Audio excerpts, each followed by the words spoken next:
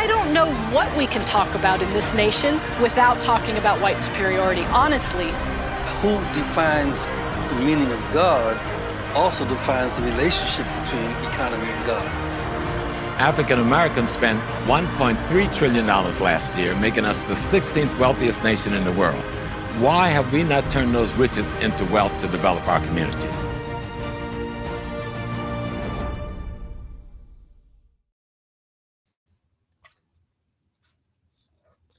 Greetings, family. Welcome to another exciting edition of Hoppy Talks.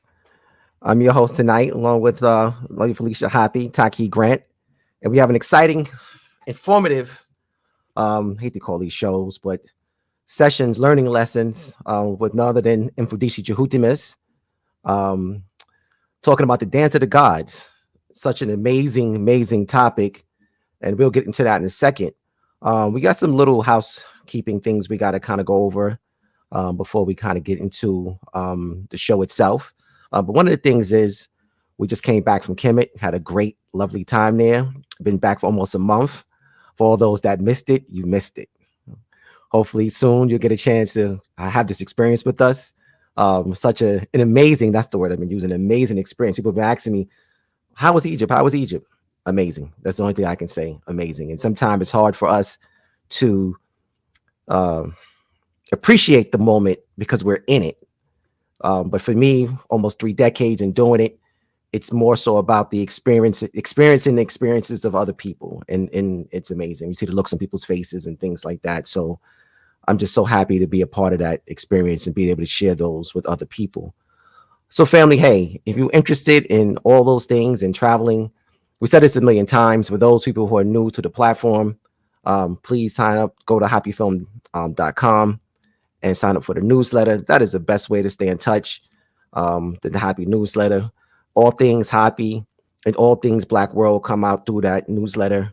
It's free newsletter. You don't have to pay for anything. Just sign up for the newsletter and you can definitely be in touch and be informed on things that we're doing. So next time we have a Hoppy tour, or, to Kemet, you could be a part of it, get the news firsthand. Sometimes we have sales going through there for only newsletter people. So all these different things are really super exciting. And you definitely have to be a part of that experience to get it kind of firsthand. So with that being said, and in the world of Hoppy, we have a Hoppy super sale going on right now in the Hoppy store, hoppyfilm.com, Hoppy with the merchandise, hit the merchandise tab. A lot of the merchandise we have, like the double Hoppy long sleeve shirt I have on here, the power and unity, one of our signature phrases in the world of Hoppy.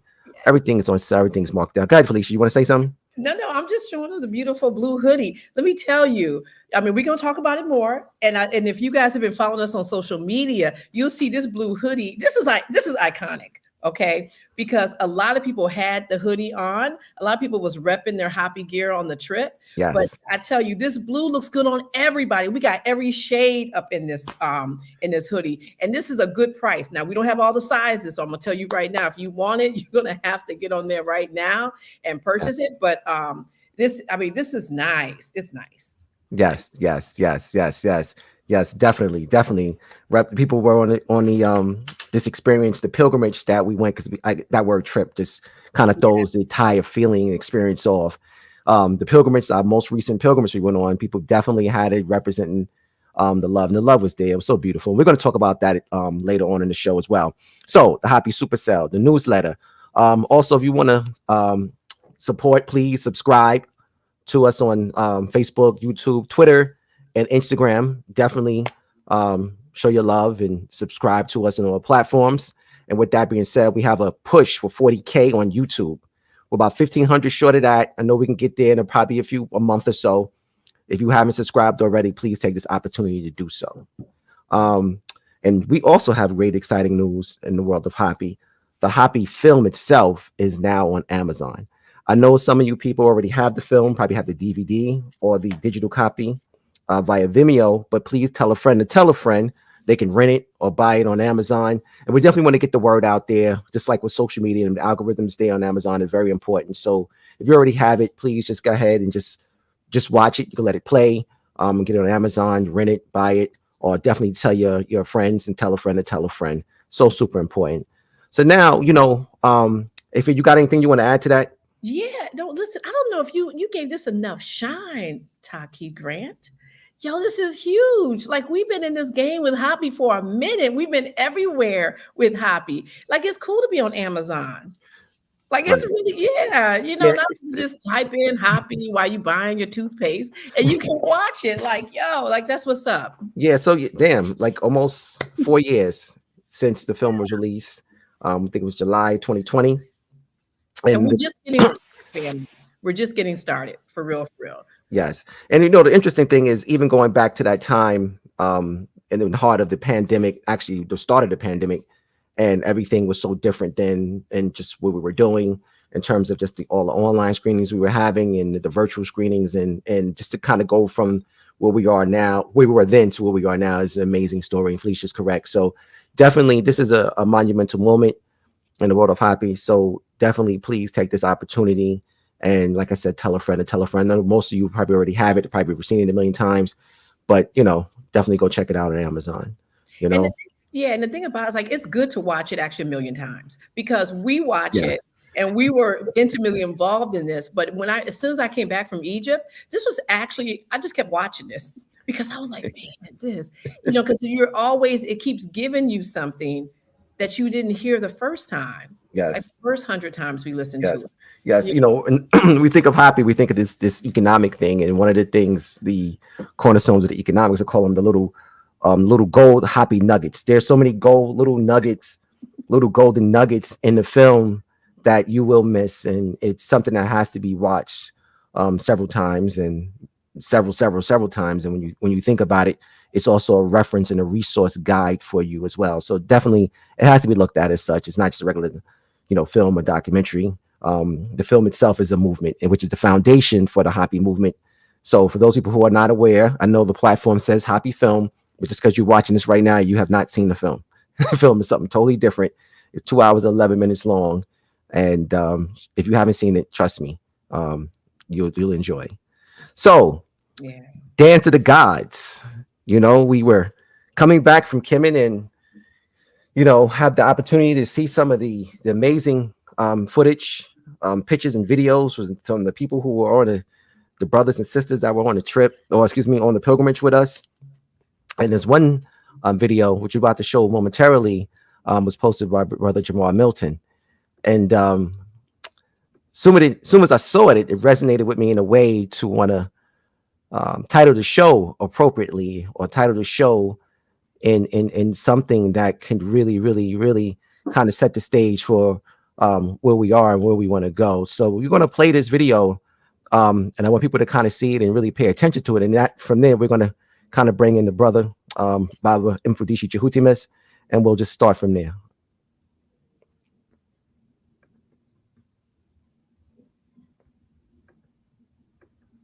No court was complete without Best, because they said they were the only people who could do the dance of the gods. In the Metropolitan Museum, you see chairs. It's not for little kids, but they're short. They were for the tribe people. Right, pygmies is derogatory. That's like calling you the N-word. Say that again. So you can say Sankoi or Koi. So, and you see the baguette up on the top, the victorious Haru, and it's the sun disk at the top. So all of the major temples you're going to see that was done after the second golden, or during the second golden age on, has that symbol in front. Menchu Hotep was one of the ones that made sure it went on every temple. It meant that Haru was victorious in the sky. He defeated his uncle Set, and he became victorious. So that's a symbol. That I used to come with Dr. Ben, and he told me one time, he said, all the temples say know thyself. So I didn't took my magic class, I could read some books. So after about the 10th temple, I said, Dr. Ben, I didn't see know thyself nowhere. He said, it's right there, you fool. In order to conquer your upper and lower self, you have to know yourself. That's right. That's right. Ashe. Ashe. Shout out to Brother Jamaar Milton for sharing that. Well, first for having the wherewithal to videotaped that and wanted to kind of share it. I think it was a very powerful moment, even down to the know thyself piece. And we'll get into a lot of that as we go along. So what we're going to do without any further ado, we're going to bring in Baba Mfundishi Jhutyms, and we're going to talk about the dance of the gods. Hotep, my brother, how you feeling today? Hotep. Dua Netcha. I'm in a divine state. That's what's up. In a divine state. Right, in a divine state. Okay, listen, you know, we kind of went over it. The dance of the gods. We talked about it momentarily. Before we even get started, family, please like, comment, and share. We did not say that. We definitely got to get this out to as many people we can. You haven't shared the video yet, go ahead, please share it. Make sure you like, leave a comment. Definitely, again, you want to support it. The video of what we're doing. Shout out to my brother Kumbri from the UK, from actually Zimbabwe, who was there with us in Kemet. Glad to see you on the show. It's got to be what, almost midnight over there in London right now, the UK where you are. Brother came strong, him and his lovely wife, and they chilled with us on while we were in Kemet. Great experience. People from all over the world came to be with us, so it was a great experience to see. Oh wow, so many people in the building. Anyway, like, comment, share. Definitely get it out. That's the important thing. We're going to get into this experience in a second, but Mfundishi, before you understand you have a presentation to present, but before you do, I just have one question. Surely. And that's about Bess. We're going to start with the Netcha first, and just please explain to the family who and what Bess is. All right. I'm going to show you in the presentation earlier that Bess represent the Chwa people, San people, Khoi people, San Khoi, Batwa people, the very short people in Africa who are DNA and genetically the oldest people on the planet Earth. They are the first Homo sapiens sapiens. They are the first human beings on the planet. So I need you to understand that. Linguistically, by sound, they can go by how old the people is, but how many sounds they have. Nobody has more sounds in their language than the Chwa people. They have over 115 different phonetic sounds. They speak with a click, and they intermingle it with other sounds. And they say, we're speaking gibberish. That they're the only ones really speaking human. And they are the ones that populated left Africa maybe 200,000 years ago, and then another 150,000 years ago. And then we had a larger people who left around 75,000. But the first people to leave Africa are the Chwa people. And they populated all of Southern Asia. So I'm going to show you a map where the black people go all the way across Southern Asia. And they populated this area. They are the first Haru, the follower of the light in ancient Kemet, was Bess Haru. And I'm going to show you Bess as a warrior, Bess as a protector of children, Bess as a protector of pregnant women, Bess as a dancer, entertainer. And because he is the first human, his connection with nature is at the very top. Nobody else on the planet had a connection with nature like Bess did. And so even Iwanet, some of the first temples and cities in Kemet, there's a column next to it. Those columns were imitation of the trees from the forest from Bess. And so the first cities go back, and Bess is the first mathematicians, the first astronomers. So you're going to just see a little bit of that. So okay. So there was no court in Kemet complete without the Chwa people on it. Go ahead. Okay. So with that, and we're going to get transition to this presentation momentarily, but I do have one more question. What is the relationship between, from my understanding, there's a very special divine relationship between Bess and Hoppy? Well, first of all, Hoppy represents the highway of life, the cultural river highway of life. It brought commerce, trade, and culture. So I need to say that. Commerce, trade, and culture was all transmitted down Hoppy. And so Bess, being the original man, used this waterway to navigate through Africa. So you're going to see him around many waterways, but Bess is, because he's a master of nature, Best is not only has a relationship with Hoppy, the water, but he's the only creature that can survive in water. I mean, in the desert. The average Twa San people can go 45, 50 days without water. The women have what they call stediopegia. That's the extra fat on the butt, like a camel. Right. So the big butt women, come on.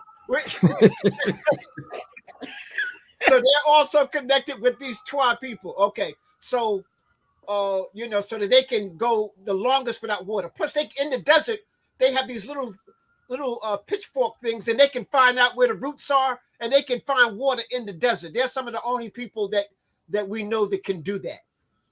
So their relationship with nature. So it's not just Hoppy, but they use Hoppy first, and then other people were able to follow this following of them because they exist in South Africa, the San in South Africa, in Botswana, throughout East Africa, all the way up to Ethiopia. So I just need you to know, I actually stayed 30 days with the Twa people in Uganda at Mount Winzori, the mountain of the moon. Okay. All right. So I understand you. Are you prepared to start the presentation? Yes, sir. All right.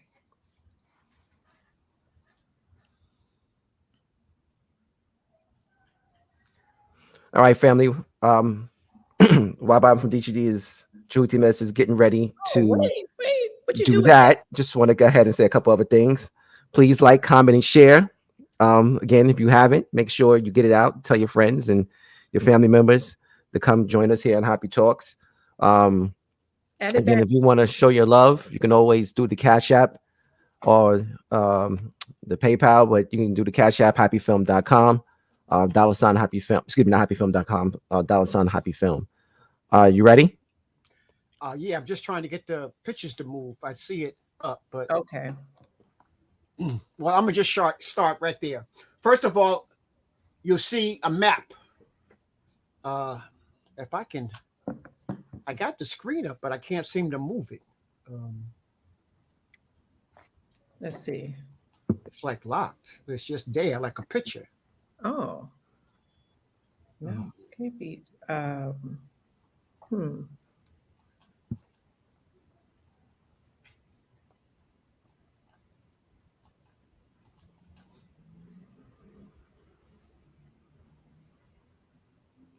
Okay. Wait, did you send it? Okay, I'm sorry. Go ahead. What's there? Okay. So you'll see a map up to the left-hand corner.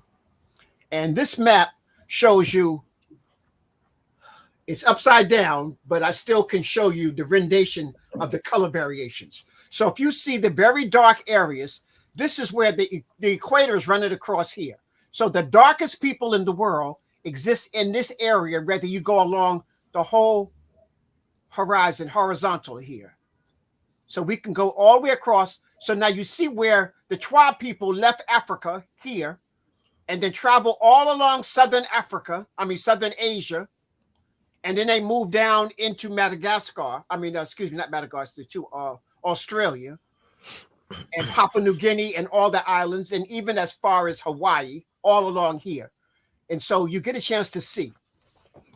So you see the variations of melanin contents to the skin. So if you go up a little higher, you see a lighter, until up here, you see people almost have no melanin, almost pink melanin. Now, if we come down here, we talk about melanin, it's all these shades from black all the way to here. So you see all the different shades of melanin in this picture here. Now, when we say we're the people of the sun, human beings are actually carbon-based units. Carbon is another form of melanin. So how do I? Carbon is another form of melanin. I can't move it. I'm here. But...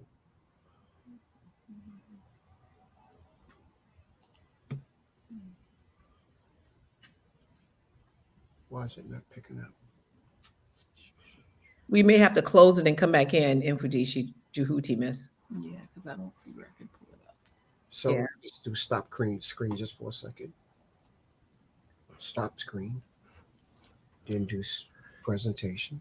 And family, I'm looking on YouTube, like, where are the YouTubers? You guys got to like and like this video, and you got to share it to at least 3 people. Like, come on, family. Share screen. Yeah. It's like our whole ICAT Taurus group is in the chat. Like, that's what's up. Yeah, definitely see a lot of them here. I know. And I was like, my eyes are like watering. I don't know why. I tell you that's my UK people, man. That's what's up. Yeah, let's give some shout outs while we here. I see Takesha in the building. Takesha, we got Tanya. Can you put it back up? But Here we go. So, but now Okay, is it working now? We got Lori. Yeah, you should be able to. Everybody. Do you have to move it on your side? No, but if you send it to me, I can do it. If you just email it to me, I can move it. Yeah, I don't know why it's not moving. I don't know. It came up. It said share. Oh, wait a minute. I think somehow Zawina got it for me. But let me just see. I don't think I did. I just made it bigger. Just made it bigger. You know, it's not moving. We still just see the one page on our side. So whatever you guys are doing, we don't see all of that piece. Yeah, y'all just see the one page. Yeah. Okay, I'll continue to talk. I'll send it to you, Felicia. Okay, yeah. Someone's like, hit F5, Baba. I don't know what F5 is. Go back. What if you press that? Someone's telling me to click on the map. Slides. Go to slides. Yeah, but Michelle, I haven't seen Michelle in a long time. What's up, peace, Michelle? There's Tashi and Takesha. All right. All right, so let's go. Yes. Let's send it to Shout her. out to Zawena's mama. What's up? What's good? Your mom is all up on the Facebook. That's what's up.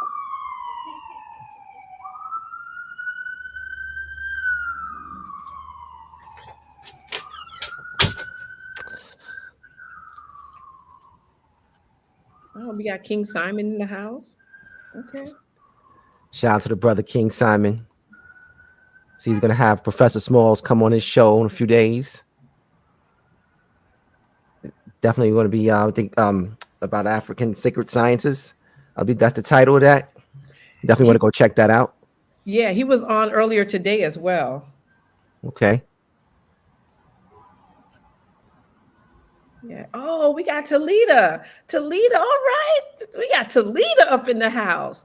Man, we got so many stories, but it's just like Vegas. Whatever happens in Vegas, stays in Vegas. So we're actually going to share some of this stuff. We're going to share some of those. Right after the presentation, we got some folks that were with us.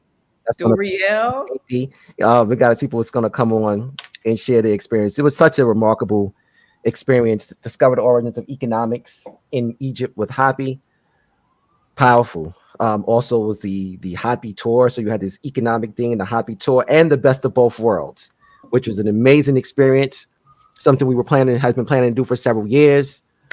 Just mixing in, having an opportunity to see the pyramids that day and party at night as we set up the Nile. It was a beautiful experience. We had some remarkable talent right in our experience in our community. Oh God, they were just untapped. So I know. Everybody just came together and it just all kind of worked seamlessly. And it was beautiful. It was amazing. Shout out to all those. You'll get a chance to hear from those people a little later. But Mfundishi, why don't we do this? I have some questions that are relative to the presentation, actually. Okay. Why don't you, in the meantime, send it to Felicia, and we'll go ahead. And I want to ask you some of these questions. Ask questions while I'm trying to do this. Go ahead. Yeah, you know what? So, but make sure maybe you as Zawayne or someone can send it to Felicia, because that'll probably be the quickest way. And as she's getting set up, we can kind of flow into it. But one of the first questions I want to ask you is, what is the dance of the gods? What is the dance of the gods? Okay. Just to be really easy, is that, first of all, everything is a vibration and a frequency.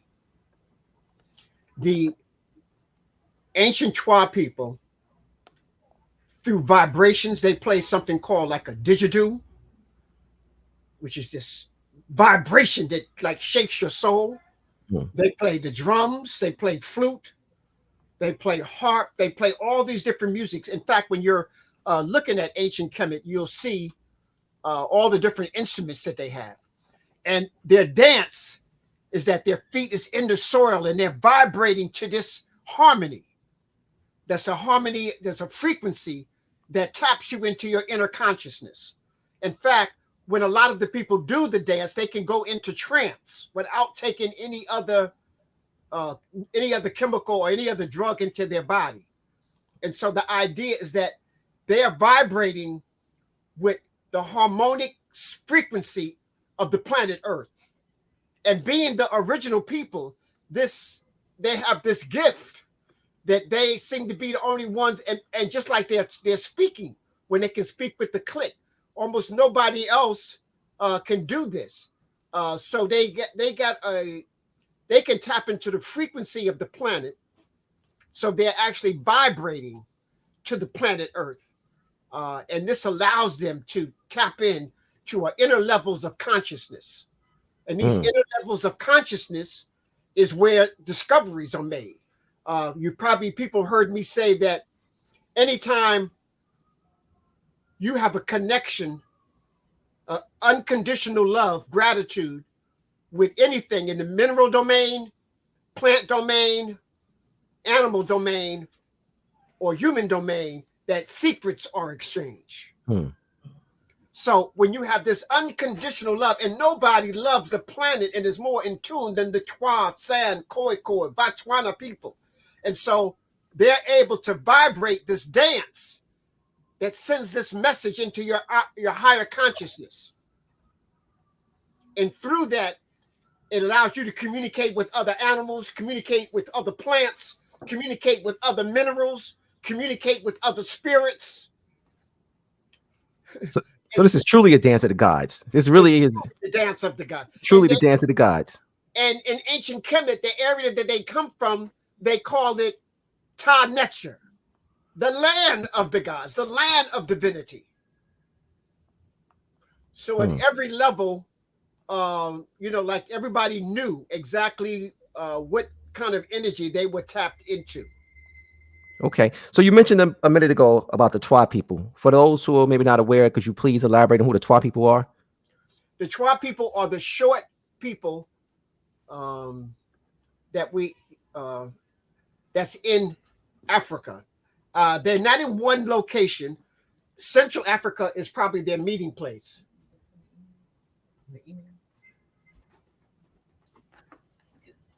Hold on, Zavaina's helping me here. Central is their meeting place. Okay, so they're located throughout the continent. But they're throughout the continent. You'll see them in as high as Ethiopia. So that was ancient Kash. You'll see them in Central Africa, Tanzania, Kenya, Uganda, Botswana, Rwanda, Mozambique. You'll see them in the Kalahari Desert. You'll also see them in South Africa. So, and they take on slightly different names, but they are the average height about 4 feet tall, from 3'9" to 4 feet tall is their average height. Okay. And so then they speak with but the key here, I can't get my images up right now. Zoena's trying to help me here. But the key here is that they run all the shades because they live also in the rainforest. They're not pitch black. They're actually a golden color, brown to light brown. And they vary in shades, depends on what area that they are formidably from. So when you think of the original people, you might think of only the black people, but you see the descendants of them are black because they lived in the savannah, the grasslands where the sun is high, or in the desert area where the sun is extremely high. But they live basically in the rainforest, but they can cohabit all the areas of the planet. Like I say, they're the only people in the desert, like they're in the Kalahari Desert. If people don't know, the Sahara Desert is the largest desert in the world. The Kalahari Desert is in southern Africa, and it's the second largest desert on the continent of Africa. Okay, so I hear these different terms and references as when it comes to the people. I hear it San Khoi, Khoi San, Twa, and San people. Is there any difference between any of those names or groups, or it's just basically as they were in different areas, they just took on different names, but they're basically the same people. So same. Go ahead. I'm sorry. Like in Botswana, they're called the Bachwa. Mm-hmm. So the Bachwa and the Chwa are the same, basically the same people. The San and then the San Khoi are just the Khoi people.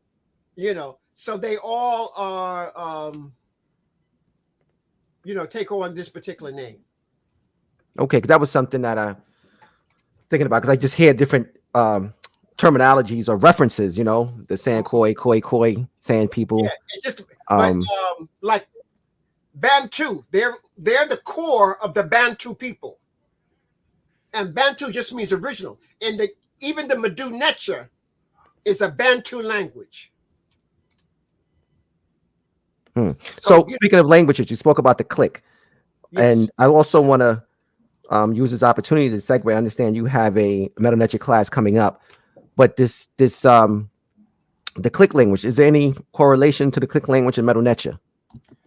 Only that it's the foundation of all the languages. There's no clicks that I know of in the Medu Neter, but that's only because we haven't heard the ancient Kemet speak. We only got their written dialogue and dialogues that people have carried along, like through Coptic and stuff like that. But there might have been some clicks in the original Medu Neter language, but we don't know because, like I said, was no cell phones. Nobody copied it. We don't have a recording of their voice at that time. We only have the writings and the sound, so-called, that the writings had. You got to get into what the clicks are, because we want to make sure everyone is well informed here on Hoppy Talks. Well, the click, I can't speak it, so I'm sorry about that. Okay, but not just we're just going to kind of get into what it is. Want people to kind of It has these sounds that they do with their tongue in the roof of their mouth that clicks up, but they do it fluently, just like they're talking. Like they don't have to separate it. They just, and it rolls off.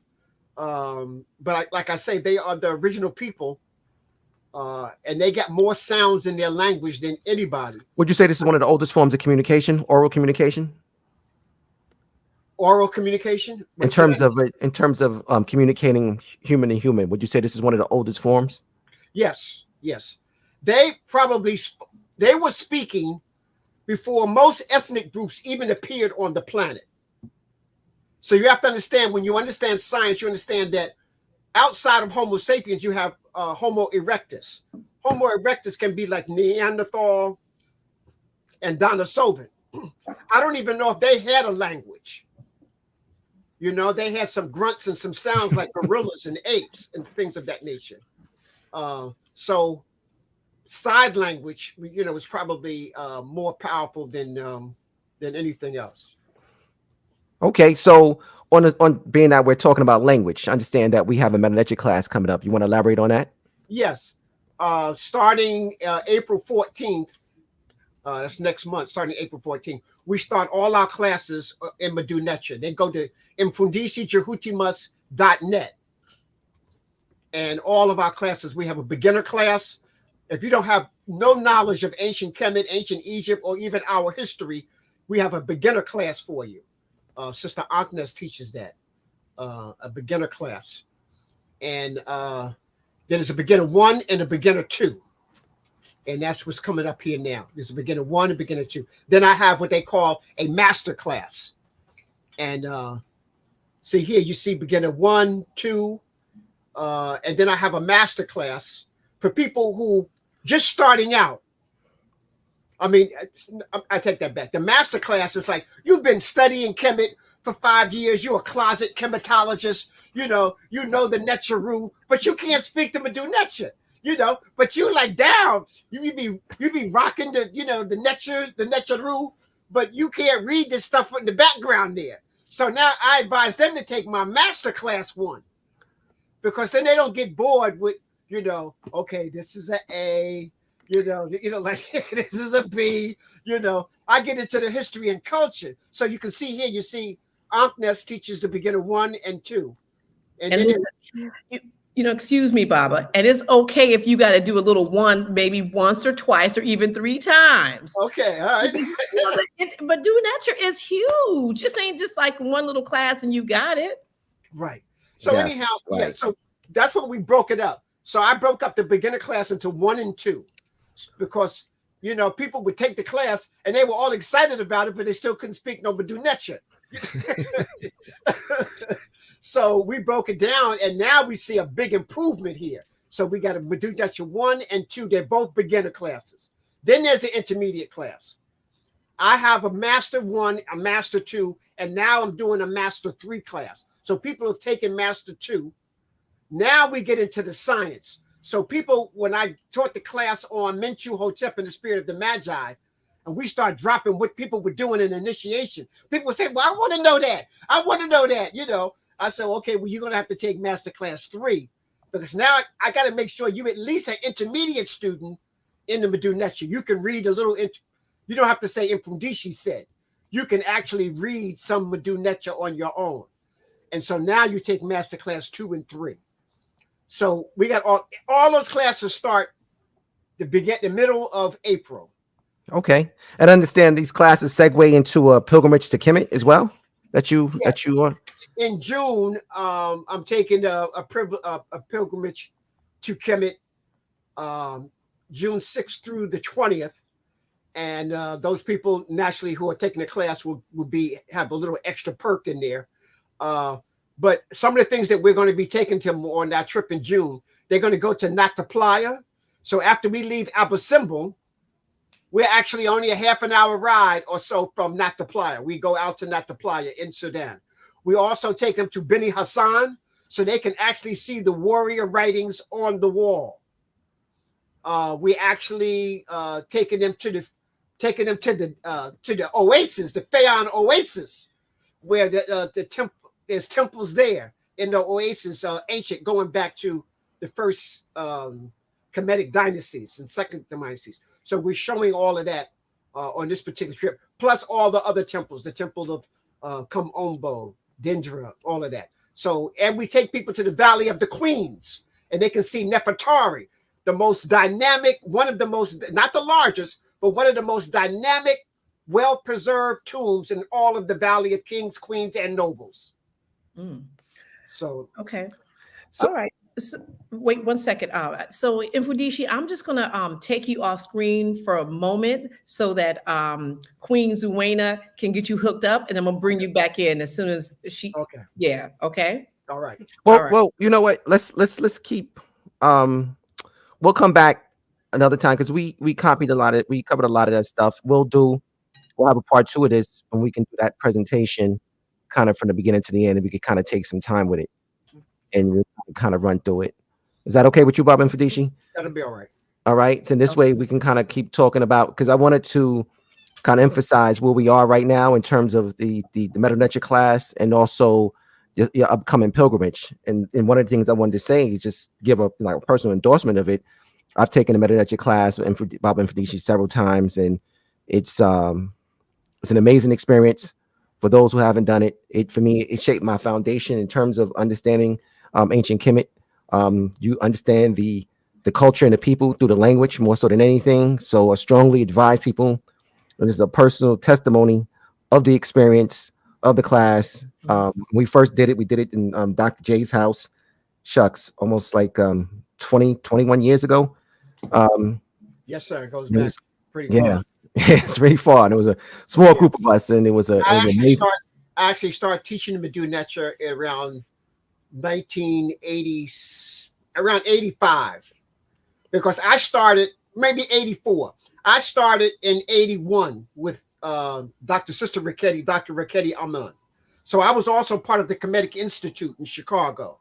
Okay. So Dr. Jacob Crothers was one of my teachers. In fact, he's the first person that made me a Kemetic priest, Dr. Jacob Crothers. And then I was also ordained in Africa. But here in America, Dr. Jacob Crothers was the one that kind of ordained me first. And so he was my teacher. Then Sister Richetti took over, and she took me from beginner students to advanced student. It got to the point where it was only me and her in her kitchen. You know, so we started out at City College. Dr. Linda Jeffries had the foresight to bring her in. And so she taught the Medunetia at City College. So we took just a beginner class and an intermediate class. And then we had to take the advanced class off campus. And we took that to Newark's Law Library. And we had classes there. And then from there, advanced. And it was me in her living room, in her kitchen, on the kitchen table doing Medunetia. Family, if you don't know what you're missing, this is definitely an opportunity that you have to be a part of. I know Felicia can also attest to the importance of taking Baba Mfundishi's Medunetia classes. Wow. Also, this pilgrimage you just spoke about, it's amazing. I stopped counting how many times I've been to Kemet, but one thing I can say is I haven't yet to go to Nabta Playa. So, family, if you have an opportunity to be a part of this experience and go with Baba Mfundishi, first of all, let's just say this: he's been Kemet with us the last 3 times. Hoppy has been there, and everyone has loved the experience there. You have an opportunity to be with him in Kemet this June and visit some places that are very remarkable, like Beni Hassan, the Fayoum, and also Nabta Playa. And I want to kind of talk about the Nabta Playa piece because it's so super important that we understand just how old ancient Kemet is and the origins of Kemetic civilization. So, Mfundishi, if you can you just talk about what is Nabta Playa? Because I know a lot of people want to hear may not be aware what Nabta Playa is and where it's situated. Nabta Playa is a rock. First of all, it was a ancient village area. It was a whole community, but there was a rock formation that they put in the earth. It was a rock calendar. It's actually a calendar, and it shows you the summer solstice and the equinox, the 2 equinoxes and the 2 solstices. And so it would be aligned with that. And so it was a calendar in itself. And it dates back approximately 7,500 years ago. That's 7,500 years ago. So that was about, Kemet goes back about 4,000 BCE. So this was about 1,500 years before Kemet even came into existence. So as the desert dried up, those people moved into the Hoppy Valley. Because when you go to Saqqara and you see the tomb of Necherikhet, what they call Dzoser, you'll see he's looking at the imperishable stars. Those are the same stars set up that's in alignment with Nabta Playa. So it shows you that early Kemet's astronomy and astrology comes directly from West Africans who come out of the Sahara, who migrated into the Hoppy Valley. And if anybody ever been out in a real desert, it's like being in the ocean. There's no markers. It's just a sea of sand. So if you can't read the sun and read the stars and the moon, you're lost. You're lost. Just like being in the ocean. If you can't, there's no markers, So you got to be able to read the stars, the sun, and know the direct. They understood true north. We didn't understand true north in the Western world till a couple hundred years ago. The Great Pyramid is aligned true north.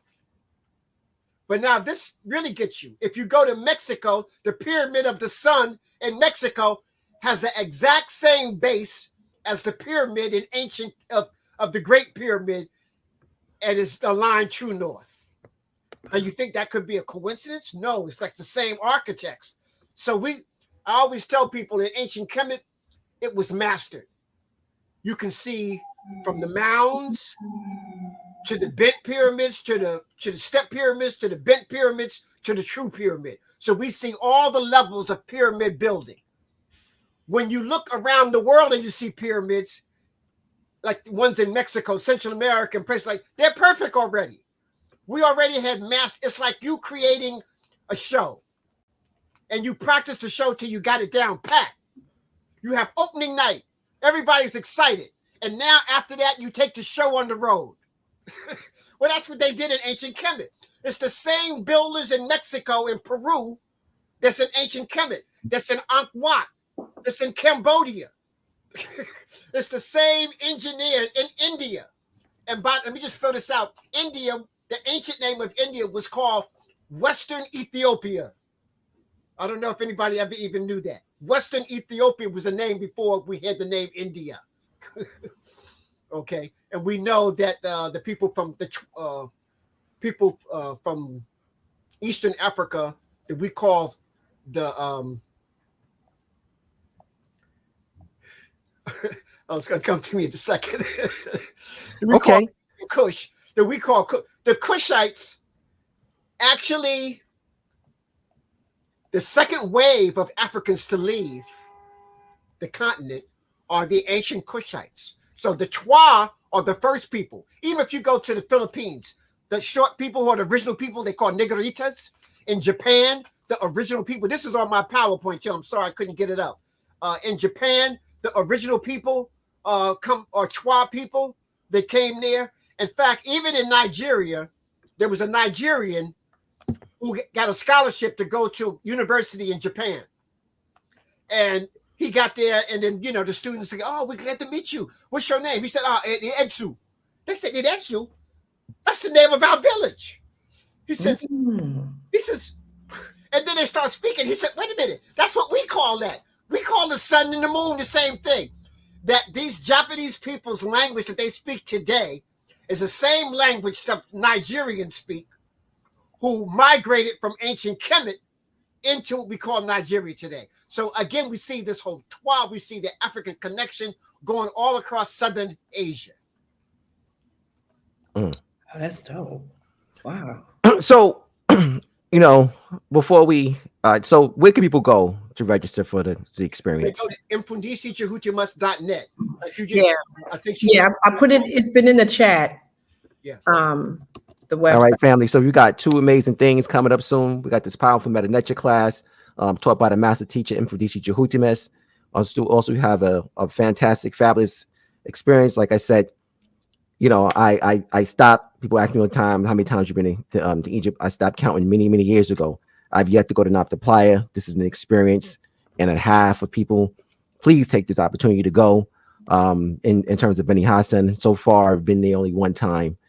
It's also a very amazing experience to be a part of. So on that note, when we're talking about experiences in Kemet, one of the things I want to do before we get into that, I want to shout out Miss Latifa, Sister Latifa Wajid, who for the Cash App was there with us in Kemet on his most recent journey.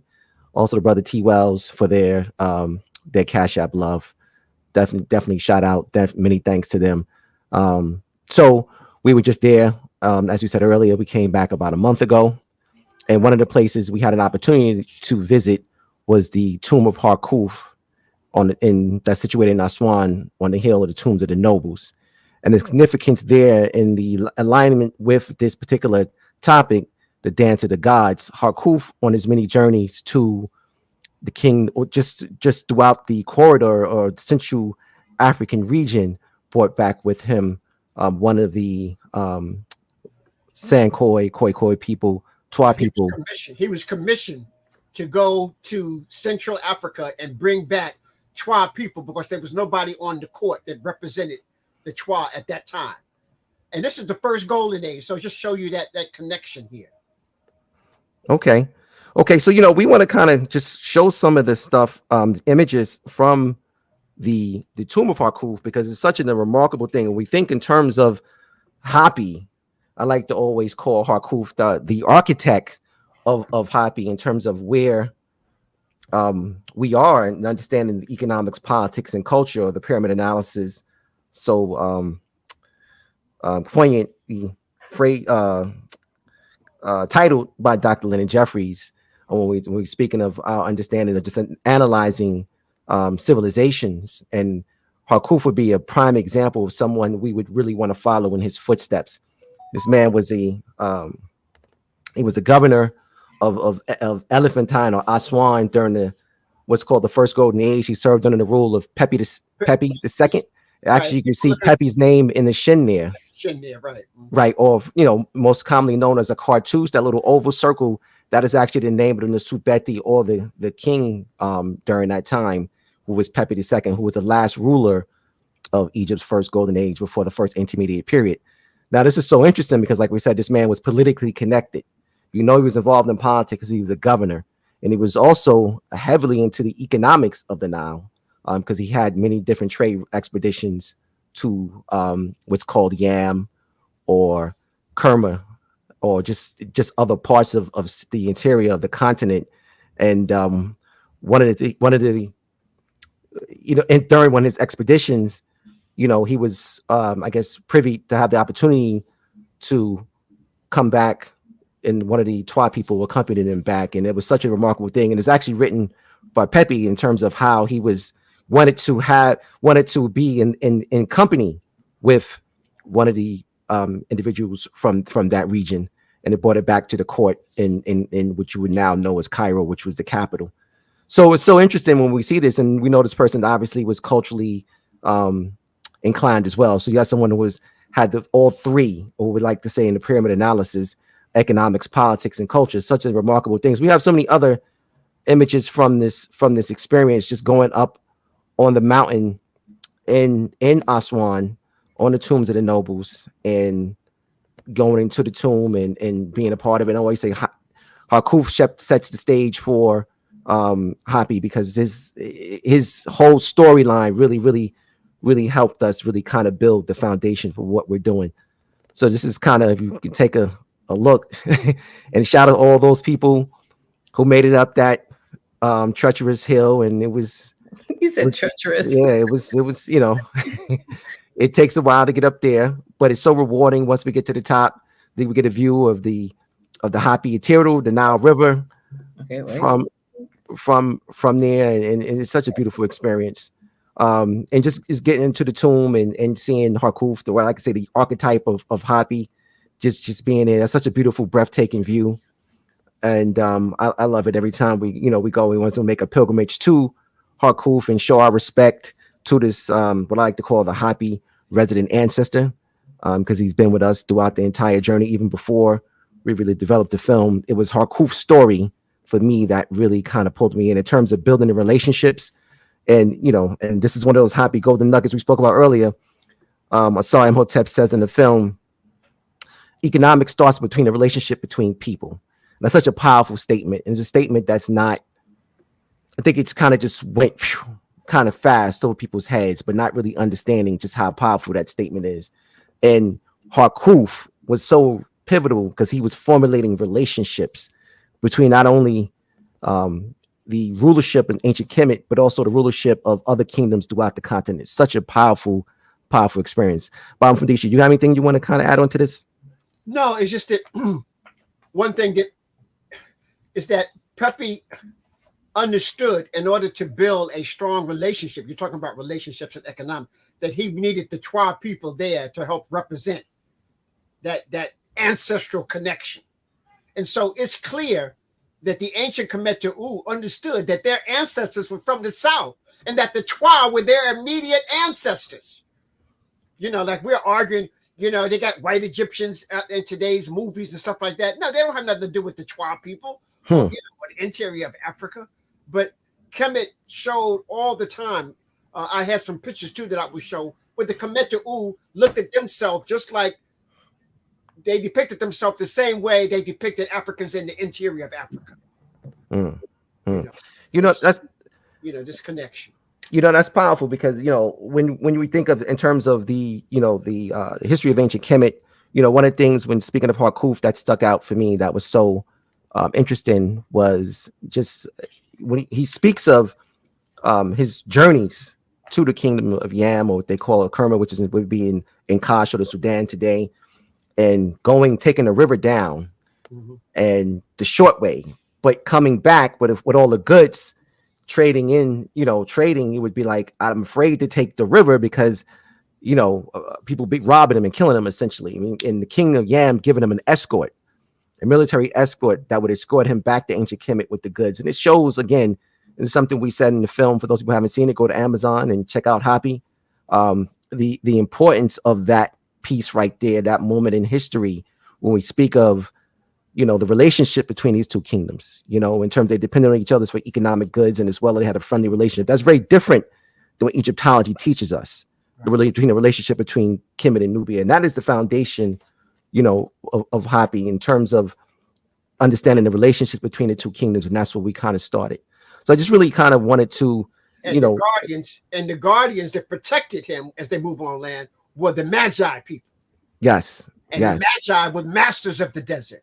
And they were the rangers of the desert. You have forest rangers, they were the desert rangers. And they kept commerce, allowed commerce to go through and commerce to go back and forth without interruption from robbers. Yes, and that was the essential thing. You know, if you got anything you want to kind of go before we kind of go to the next piece? Yes, just I also have a class that starts at the same time on my book, Mfundishi Jhutyms and the Spirit of the Magi. Come on, brother. You can't forget to mention that. Yeah, we got to talk about that for a second. Yeah. So, in fact, there's a couple of people on this on today that took my first class. So I got both books, 1 and 2. So it's a 10-week course. It's 10 chapters. I think it's an 11-week course. It's 10 chapters.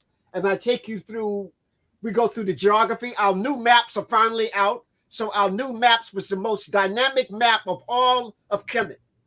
From the beginning of the Wedgie Mediterranean, all the way to Kilimanjaro and Uganda, and Ethiopia, Tanzania, and Uganda. So that map is being used with the book, so that as Mfundishi Jhutyms is traveling through these territories, you travel with him, so we can see the same route that Harkuf took. We can see the route on our new map, and I have all the original names of ancient Kemet. You know, like even the original names of Abu Simbel, that's not its real name, you know, that's still an Arabic name, you know. So I got all the original names of all the cities, towns that takes you all the way back. And we go chapter by chapter. We go into vocabulary. We go into relationships.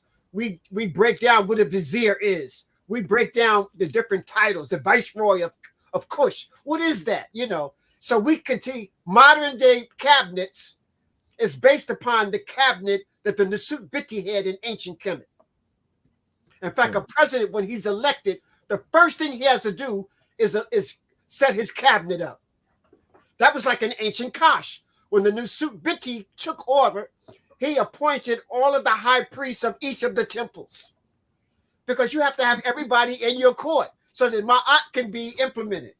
And this would be like Pepi II appointing Harkuf to be in his court to be a part of this remarkable expedition. But family, as you can see, Bob Mfundishi definitely is a one-stop shop, if you will. Definitely go check him out. He got the Meta class, he got the book class on the Magi, and also the upcoming pilgrimage to Kemet. So definitely go to MfundiShiJhutyms.net, and you can be, you know, sign up for everything there. Yeah. Right. You know, I just want to add, Taki, you know, this, I tell you, it's, I was just looking at something that Kumbi, that he posted. Y'all making my eyes water. And I'm sitting here and I was like, oh my God, I feel like I'm gonna be misty eyed, because this is, you know, every time we come, you know, we come here, it's just like what you said, it's the beginning. And it's really nice. You know, I know that's maybe not the most descriptive word, but I tell you, family, you've got to come to Egypt with us, because this the experience, it's just nice. Yeah, and it's something, you know, we don't necessarily put Harkuf on the program all the time, because it is kind of difficult to get to. It was on the west side of the river. You take a boat over to it, then we walk up those long stairs, or you take a camel ride up to the top, and we're there. Basically, it's short because it's really just the one tomb we go to visit, but it's such an important aspect of who and what we are, in terms of not only the history of Hoppy, the Hoppy movement, but just understanding who we are as a people, and setting the stage for the creation of, setting the stage for understanding our history as it relates to the Nile. And one of the important things is, I've always said this many times here in Hoppy Talks, is Egyptology is the mechanism that took Kemet out of Africa and placed Egypt in the Middle East. And the way this is done by showing enmity between the two kingdoms. They have always want to show us images of Kush and Kemet fighting versus the times that they were peace, and really telling that story the way it's supposed to be told. And Hoppy was built on telling that story appropriately and not using it in any racial context. And this is the way that they've done it. And this is the way that they've taken, again, Kemet out of Africa and placed Egypt in the Middle East. So connecting those two kingdoms is essential for our understanding of Nile Valley civilization and culture. Mm-hmm. Yeah, 100%. So you want to add anything to this feed before we because we have some guests.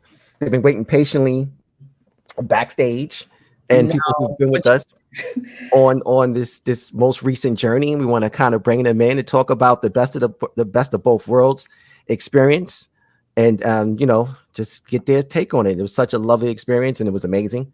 And I want to kind of share with them and share with the family what they have to say. Yeah, no, you know what? I'm pretty sure I'm gonna be in tears after all of this, because I tell you, it was just such a moving experience. All right, so we're gonna first bring on Miss Ruby Hayes, and let me tell you, Ruby Hayes was tearing down the house with her blues. Oh my, okay, all right, and then we got Miss Tika. Tika's gone with us a couple of times to Egypt, and shout out to Tiffany. I saw Tiffany also she's been 3 times with us? 1, 2, 3, yes, 4? yes. Yeah, 3. Yes. Okay, and then we have Wendy. Wendy was our exercise woman, and nobody could move for like 2 or 3 days after working out with Wendy. And how could I forget this dude right here? I was joking with Jamar, and I said I would see Jamar in the morning with his outfit on, and then I'm looking at all these videos. I was like, where was I at? I mean, this cat must have shot like 12,000 videos. Yeah, Skills. I mean, it's incredible. Peace, everybody. Uncle Yeah, hello everyone. Hello. Family. I know. I see Talita's in the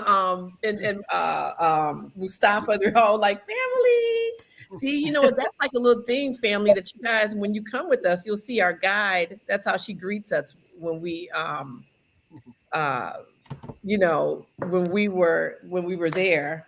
That's how she would greet everybody. And then we would all come like little chickens, like little chicks, all come to Mama. It was nice.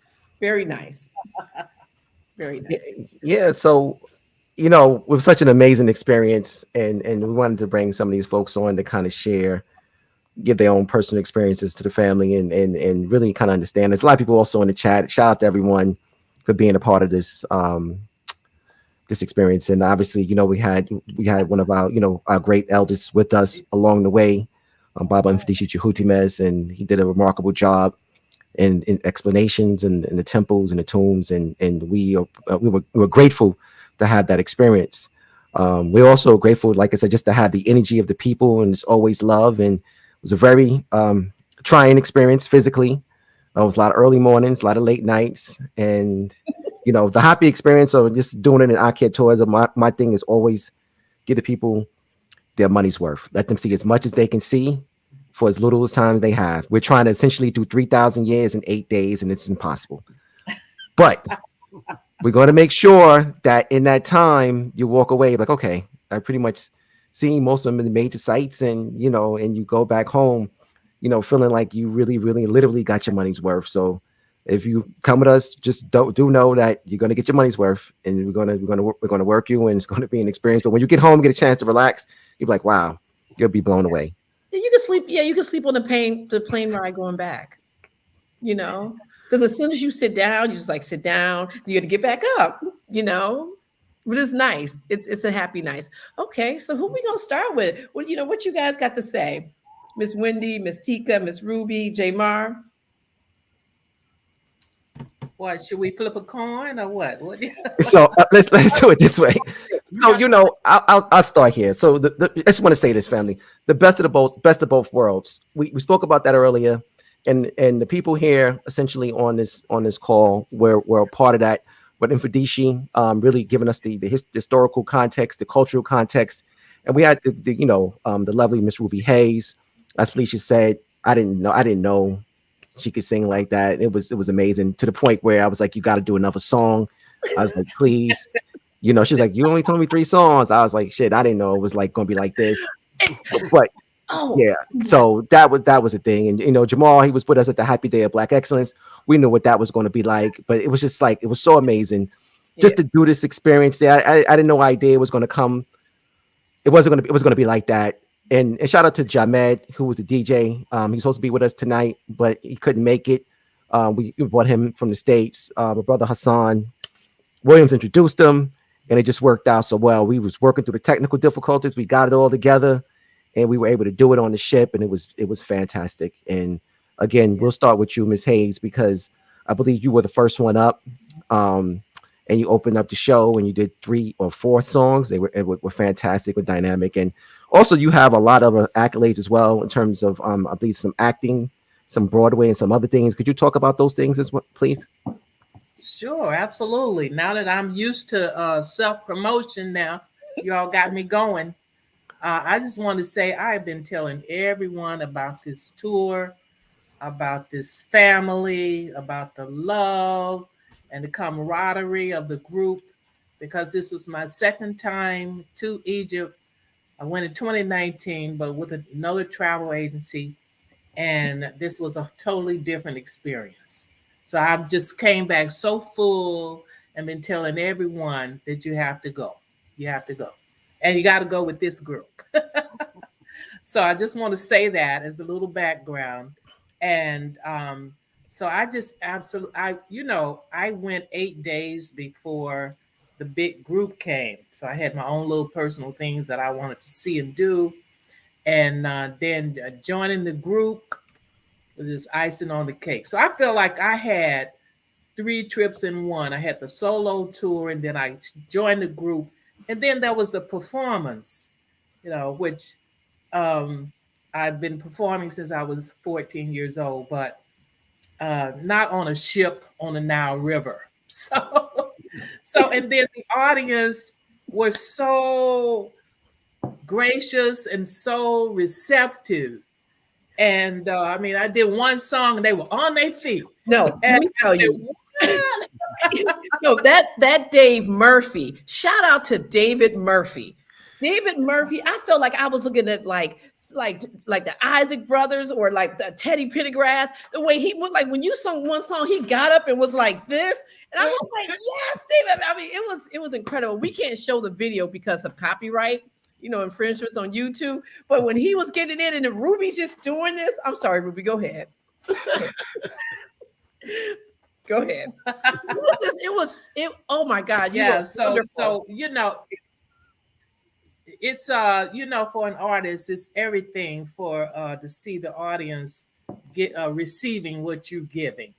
So it was just a magical night. And so then after 3 songs, then Taki runs up and says, "Can you do an encore? Can you do another song?" So I had run to my cabin and find another USB. And it just so happens I had a 4th song on a different USB. So I was able to accommodate and close out with a 4th song. And so luckily I do have 2 albums on, they're on YouTube. Yeah, on Spotify, it's on Apple, iTunes. Yeah, you can listen to my albums for free on YouTube. So, and several of the songs that I performed that night, Someone Else Is Stepping In, which is Felicia's favorite.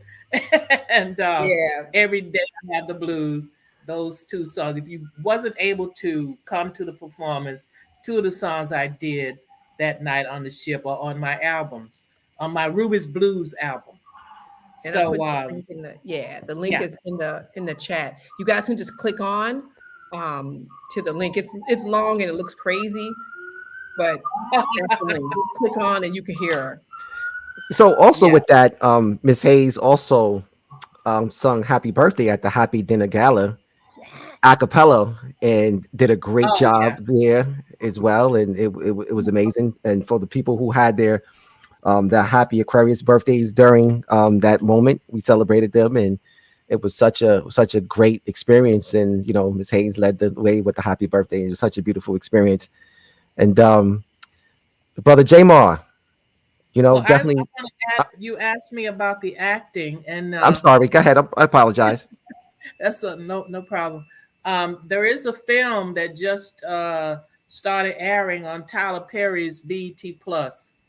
For what it's worth, started airing March 7 on BET Plus. That's Tyler Perry's streaming service, and I'm often surprised at how many people I tell, even my own family, that this is Tyler Perry's streaming service, which is like Amazon Prime, which Jeff Bezos owns, and so that's where that film is. It's really a theme around the film about mental health in our community, mental health awareness. And the film is called For What It's Worth, and is streaming on BT Plus. In addition to Trophy Wife. Trophy Wife is another film that dropped 2 years ago. They're both on BT Plus. So you get to see my acting as well in TV and film. So with that, I'll shut up. No, no, listen, please. Thank you. I like I said, we didn't know going into this, because we were doing the various different, and I've always liked to switch up the itineraries as we go. But the best of both worlds was something very different. We wanted to celebrate who we are, as a people in totality, being very aware and cognizant of our, I guess you would call African American culture, as well as our search and understanding who we are as a people in our history, and really combining the two in a very harmonious and seamless way. And it really came together well. And I couldn't thank you enough for being a part of that experience. And with that, brother Jamar, again, second time, you've been with us and doing your thing. And I just want you to just kind of get into what that moment was like for you. Oh man, it's a dream come true. Going back home and being able to witness the greatness of your ancestors and the legacy that they left behind for us. You could tell that they had us in mind. To do all of these things for us laid in stone, for all the world to see, and we still haven't uncovered it all. Like you said, there's no way we can cover it all within that amount of time. This is something that you got to continuously go back and do and make it a part of your lifestyle, essentially, to really grasp the multitude and how big this really is. And aside from that, me being able to express my art the way I've always wanted to, not just here in the States, but show people what I'm talking about. It was everything that I needed for my career and what I'm doing. It's hard to explain what the feeling of being a descendant of a king, or show what the feeling of being the energy of Shaka Zulu is, when you're sitting on the steps in Brooklyn. You know what I'm saying? Like, it don't capture it like when I'm walking them through the Holy of Holies in the temples and showing them what that energy is like. So, I did an album a couple years ago called 9, and I was trying to capture that energy as best I could. But I was able to take those same records that I did back then. Actually, it was 2018. I was able to take those same records and do them again visually over there back home, and it just hit different. It hit different when you're seeing it as I'm saying it, And then also the different places that we went to, going all the way down to Aswan and seeing people with my whole face, and seeing my tribe and my family. That really hit home. Seeing somebody that looked identical to my dad and somebody that looked identical to me in the face, just darker from being in the sun. That was probably the most emotional part for me. That I'm seeing the mortuary temple of Hatshepsut, because I remember when I first came into consciousness and having that picture in front of me and saying, one day I'm gonna make it here. I don't care what it takes, but one day I'm gonna make it here. So having those manifestations, all those dreams come true, all in one trip. It was everything to me. I feel hope You know, I feel a lot of voids have been fulfilled. And being at the feet of Master Teacher Mfundishi Jhutyms, you know, made it all that much better. You know, his teachings, you know, always hit home, and it's always something new. Like, you know, he's a full blown library. So, you know, I'm really big on holding down the elders and making sure that they're taken care of and that people know who they are. You know, and that we say their names while they were in the land of the living.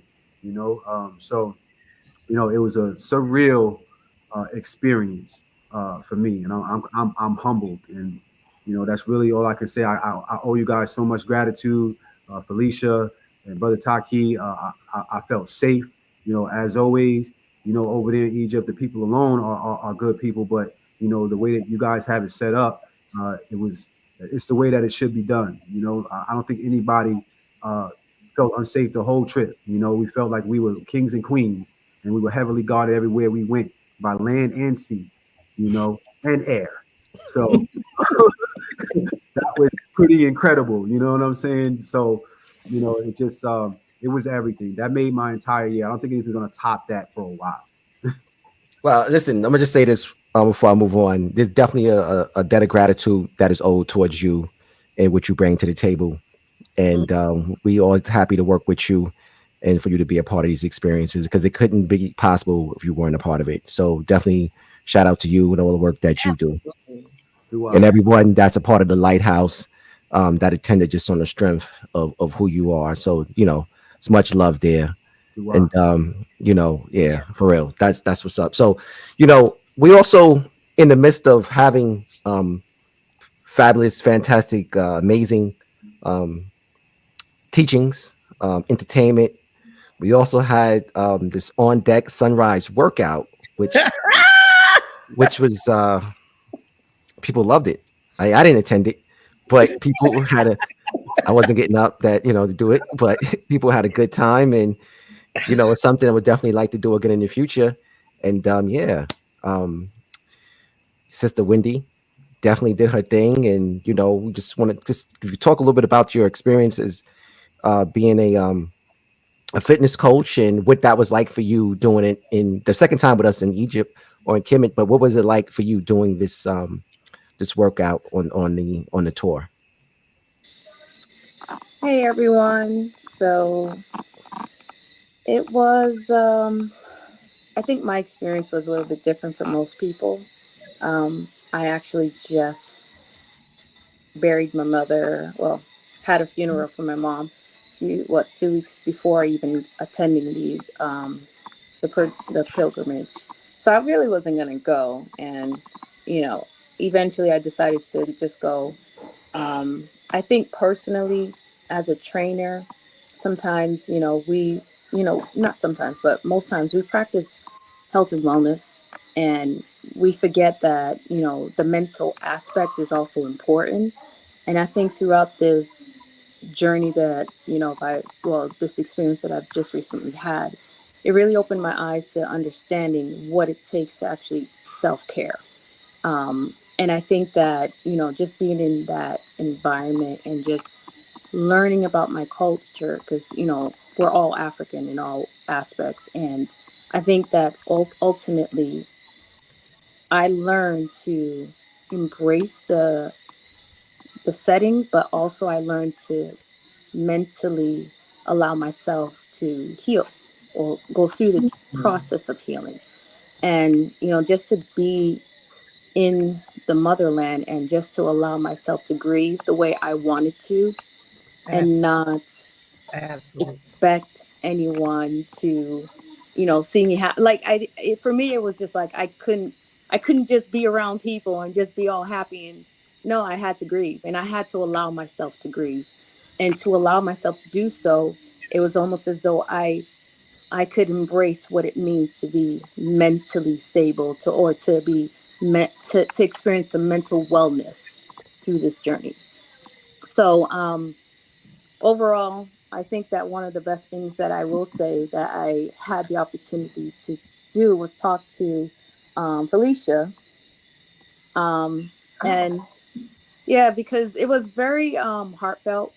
But I'm not really so open with a lot of people about, personal situations that I am experiencing. And to have that talk with Felicia in the bathroom too, and for her to really embrace me, that really gave me such a sense of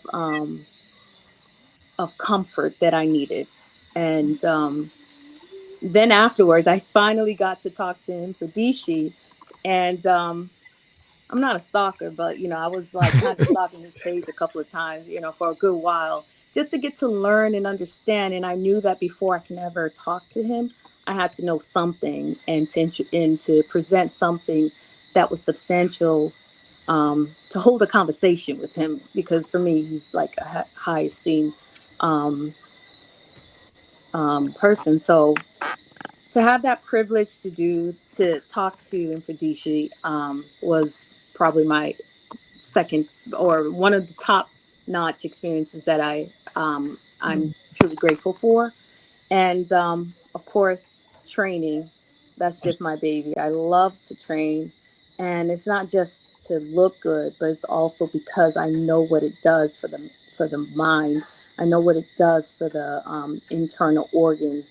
I know how important it is for us as melanated people to really embrace what exercise science looks like and to be consistent with it as well.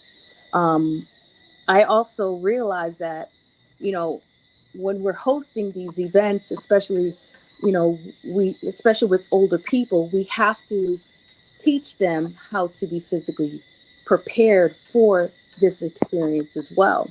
And endurance is very important, and a lot of older people tend to forget that or just kind of brush it aside. So when they're like climbing the pyramids or going up the stairs and stuff, you can quickly hear that they're exhausted. And I want to be able to continue to teach people these things and to teach them how to build their endurance so that they can enjoy going up the stairs, or at least maintain it, or without losing wind, or without feeling exhausted and not being able to go up into a pyramid. So just to have that opportunity to train early morning was great. I'm glad that everyone came out. Thank you guys for allowing me to test you guys. No, Wendy. See, all you guys are acting all you guys are incredible.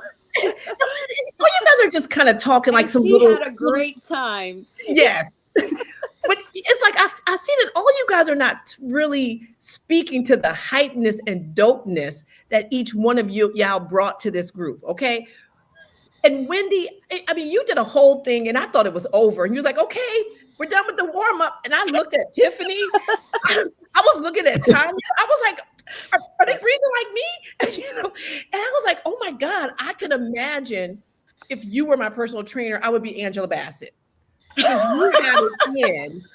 And I don't you would look really like cut. You would be nice and cut. Well, I give you what you want. I'll give you what you want as long as you show up. What's your website so people can, because she does this virtually, guys. And I was talking to her about, because it's just like what Taki said in terms of like being conditioned and being ready to like take this trip with us. It's not for the person who's just like, oh, I'm just going to kind of sit down and look. There's a lot of walking and climbing and walking on planks and, all types of stuff we did. And, we were talking about getting like a little fitness thing together, prior to going. But can you tell everybody your website so they can check you out? Sure. You guys can check me out on pinkberryboost.com. That's pink, P-I-N-K, berry, B-E-R-R-Y, and boost, B-O-O-S-T. A lot of people always ask me, why do you choose that name? Okay, well, originally it was because my sister was like, hey, why don't you just come up with this concept, like Pink Berry Boost? And I'm like, why? And I didn't quite understand the reason behind it before, but now as I'm developing and understanding who I am as a spiritual divine spirit, having that spiritual reading with Mfundishi was probably the most incredible thing that was also part of this experience for me, because he reminded me why, I was so attracted to pink, because pink, as a representation from what I remember was a symbolism of the heart. And on top of that, it's almost like it brings forth comfort. It's like a warm color where it's inviting. And another thing about that is that for me, I represent, nutrition as well as the key element for health. Without berries, which is one of the highest fruits that you can actually eat to actually restore your health, I always promote eating berries, eating raspberry, blackberries, blueberries. All these things have so much essential nutrients that it's important for us as melanated people to consume on a daily basis. So that's where the berries come from. So Pinkberry Boost, and with all of that you put together, you're gonna have that boost of energy to help you to get through the days, to help you get through your weeks, and to actually claim yourself as the one and only true divine spirit. And thank you for that. So you said something a couple of times that kind of made me want to just kind of go back to Bible Mfundishi for a minute and get his take on the other side of what that experience was like with you, if he can add on to that. You asked me, did I want to add anything? So she spoke very highly about the experience, that one-on-one, and I just want to know if you wanted to share anything about that moment. No, I just like to say, Wendy, thank you for even allowing me to help be a spiritual guide for that moment. I did a spiritual reading for her, and it was emotional, it was touching, but it was inspirational. And I tried to give, like she said, she gives people what they need. I was trying to give her what she needed at that particular moment. And so I try to do that to each person I speak to. That I do a reading with, you let me know where you want to go. It's not like Mfundishi is just dictating this to you. I tell you what the ancestors are saying. I talk about the infinite now, and that yesterday, today, and tomorrow all exist now. And now is the most important time of your life. So if you spend all your time grieving on yesterday, you miss now. If you're in the future, what I'm going to do, you miss now. So the journey is just as powerful as you reaching your pivotal point where you want to go. Sometimes we're so focused on where we want to go that we miss the beauty in the journey. So you smell the flowers. You gotta smell the flowers. You gotta smell the flowers. You gotta appreciate them to the point where you taste them. And now you are one with them. And now that beauty is something different. And Wendy, you are just a beautiful person, and it was a pleasure, absolutely, to share that with you. So I just want to say dua. So wow. Yeah. Damn. My man Jamaar. This is why, listen, we keep trying to tell y'all, listen, go to happyfilm.com and get on the newsletter so you can roll with us, because this is the caliber of people, and everybody brought that something that made the whole trip all sad when we had to leave each other, because everybody brought that certain, like they brought themselves, and they were their authentic selves. It wasn't like, let me just, take 10 weeks and then I'll give you a little piece of me, or let me bring the representative. Like people showed up like, yo, this is who I am. That's it. It was just such a nice. And there's been so much love tonight. This show has been actually representative of that, and a lot of the Cash App love. Lorenzo, Takesha, Bakita, even Lucio, Talita, Latifa. These are all people that traveled with us on this most recent experience, and the people also kind of showed up and definitely did the Cash App love, and shout out to them. And we loved them. They were part of that experience, and it was fantastic. Brother Jamaar, my man, side by side, thick as thieves. We got it. We got through it. There was some technical difficulties.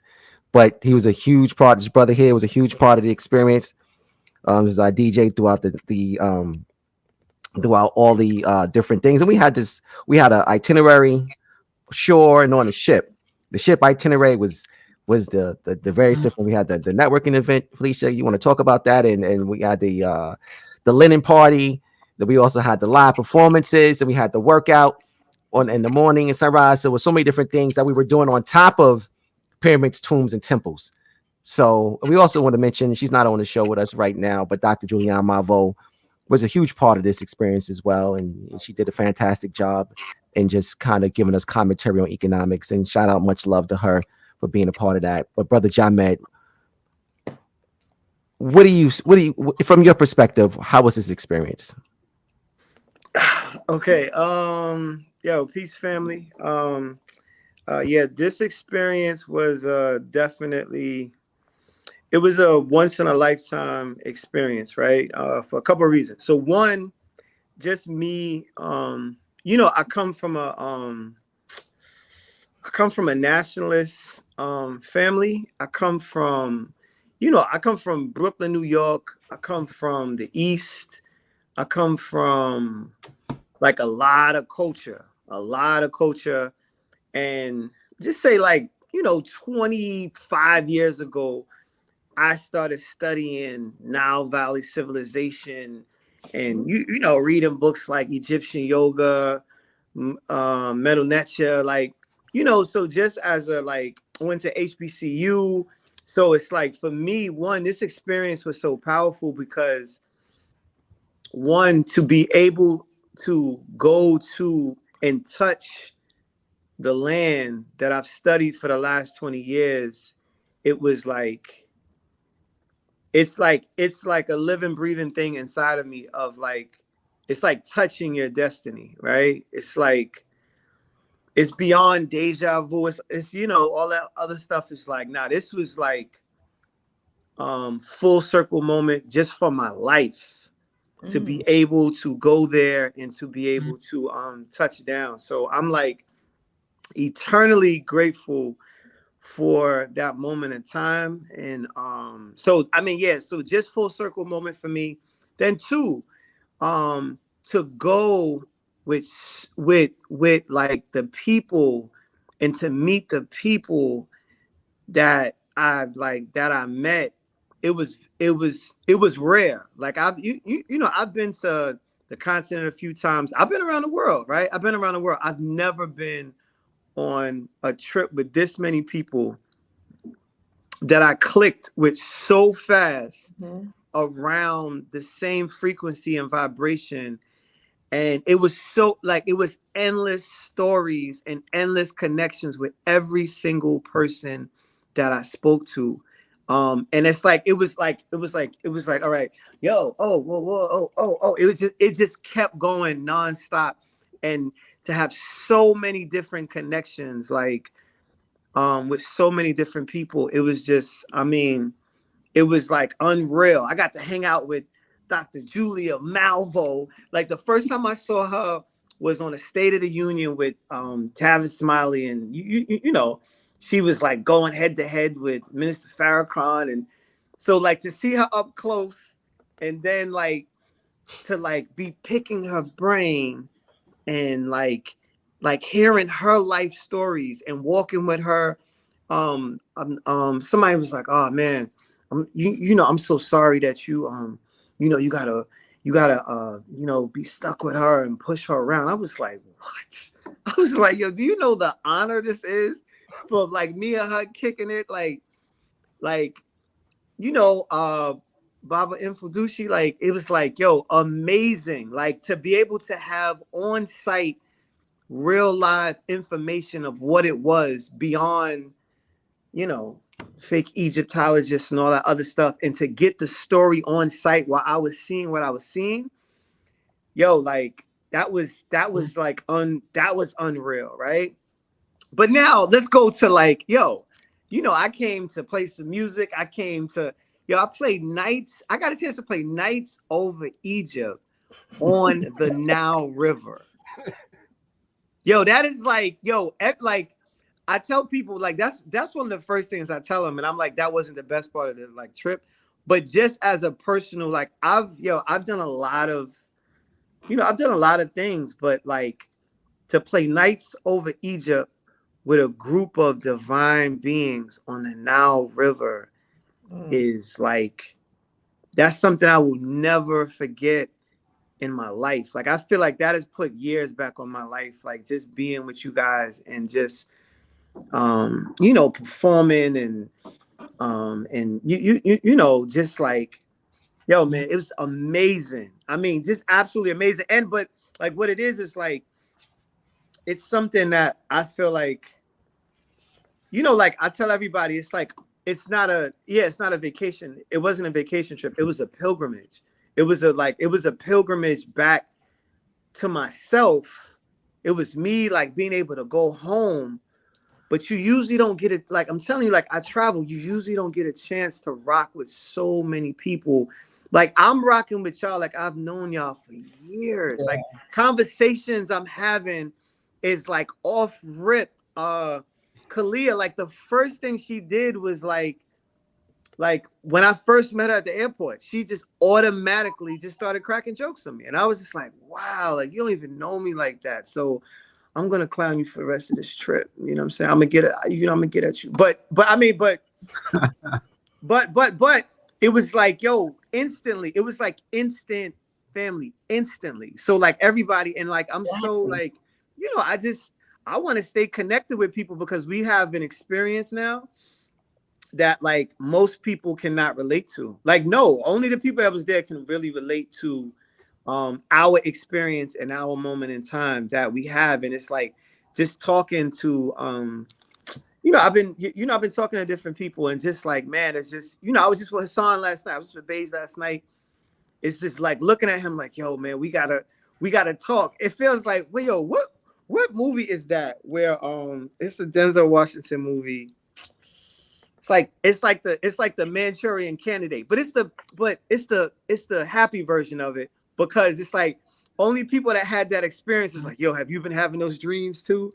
And stuff like that. It's like only certain people understand like yo, man, like so like adjusting back to normal civilian life is like very interesting. But in conclusion, like I have a total spirit of renewal of like whenever I think of this trip now, I feel like but just thinking about it and meditating on it and talking about it, it's like I feel like, yo, God loves me in this moment and has something really, really special that I was able to go back home and touch down. And now I have something extra special. Like I got a certain sauce that, you know, when I'm educating the shorties, when I'm rocking show, I got something extra that I feel like I can give back to, you know, my people right now. You know what I'm saying? So eternal gratitude to the Happy family, you know?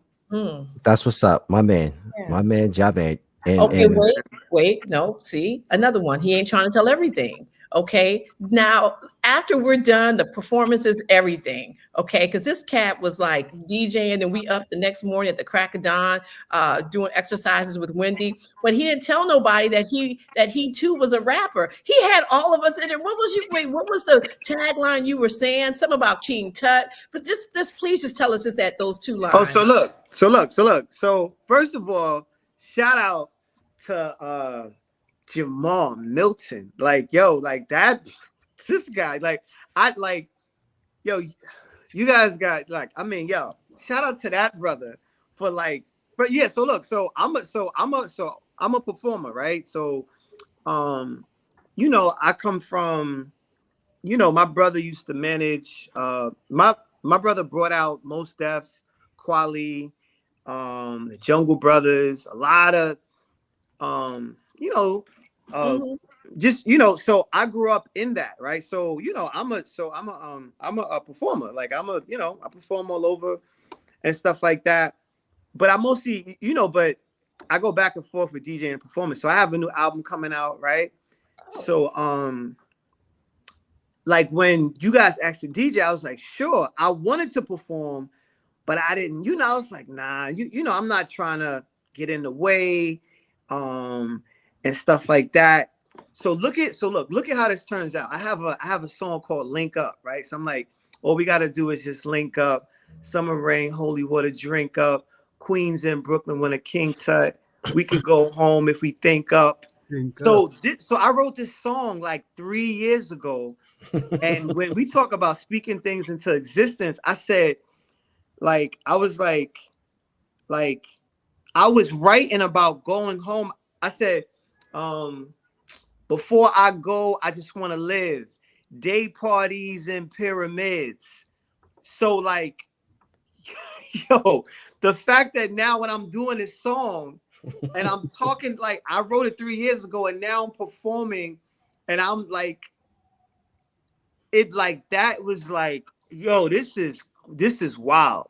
This is really, really wild. And I was just like, and I wish I was as prepared for this moment as a performer as Jamaar Milton was. Yo, this guy, yo, Yeah.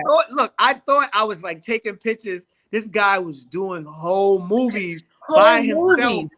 putting videos out at the same time. And I was just like, like my brother told me, like, yo, get prepared before you go. And I was, you know, I was doing so much stuff.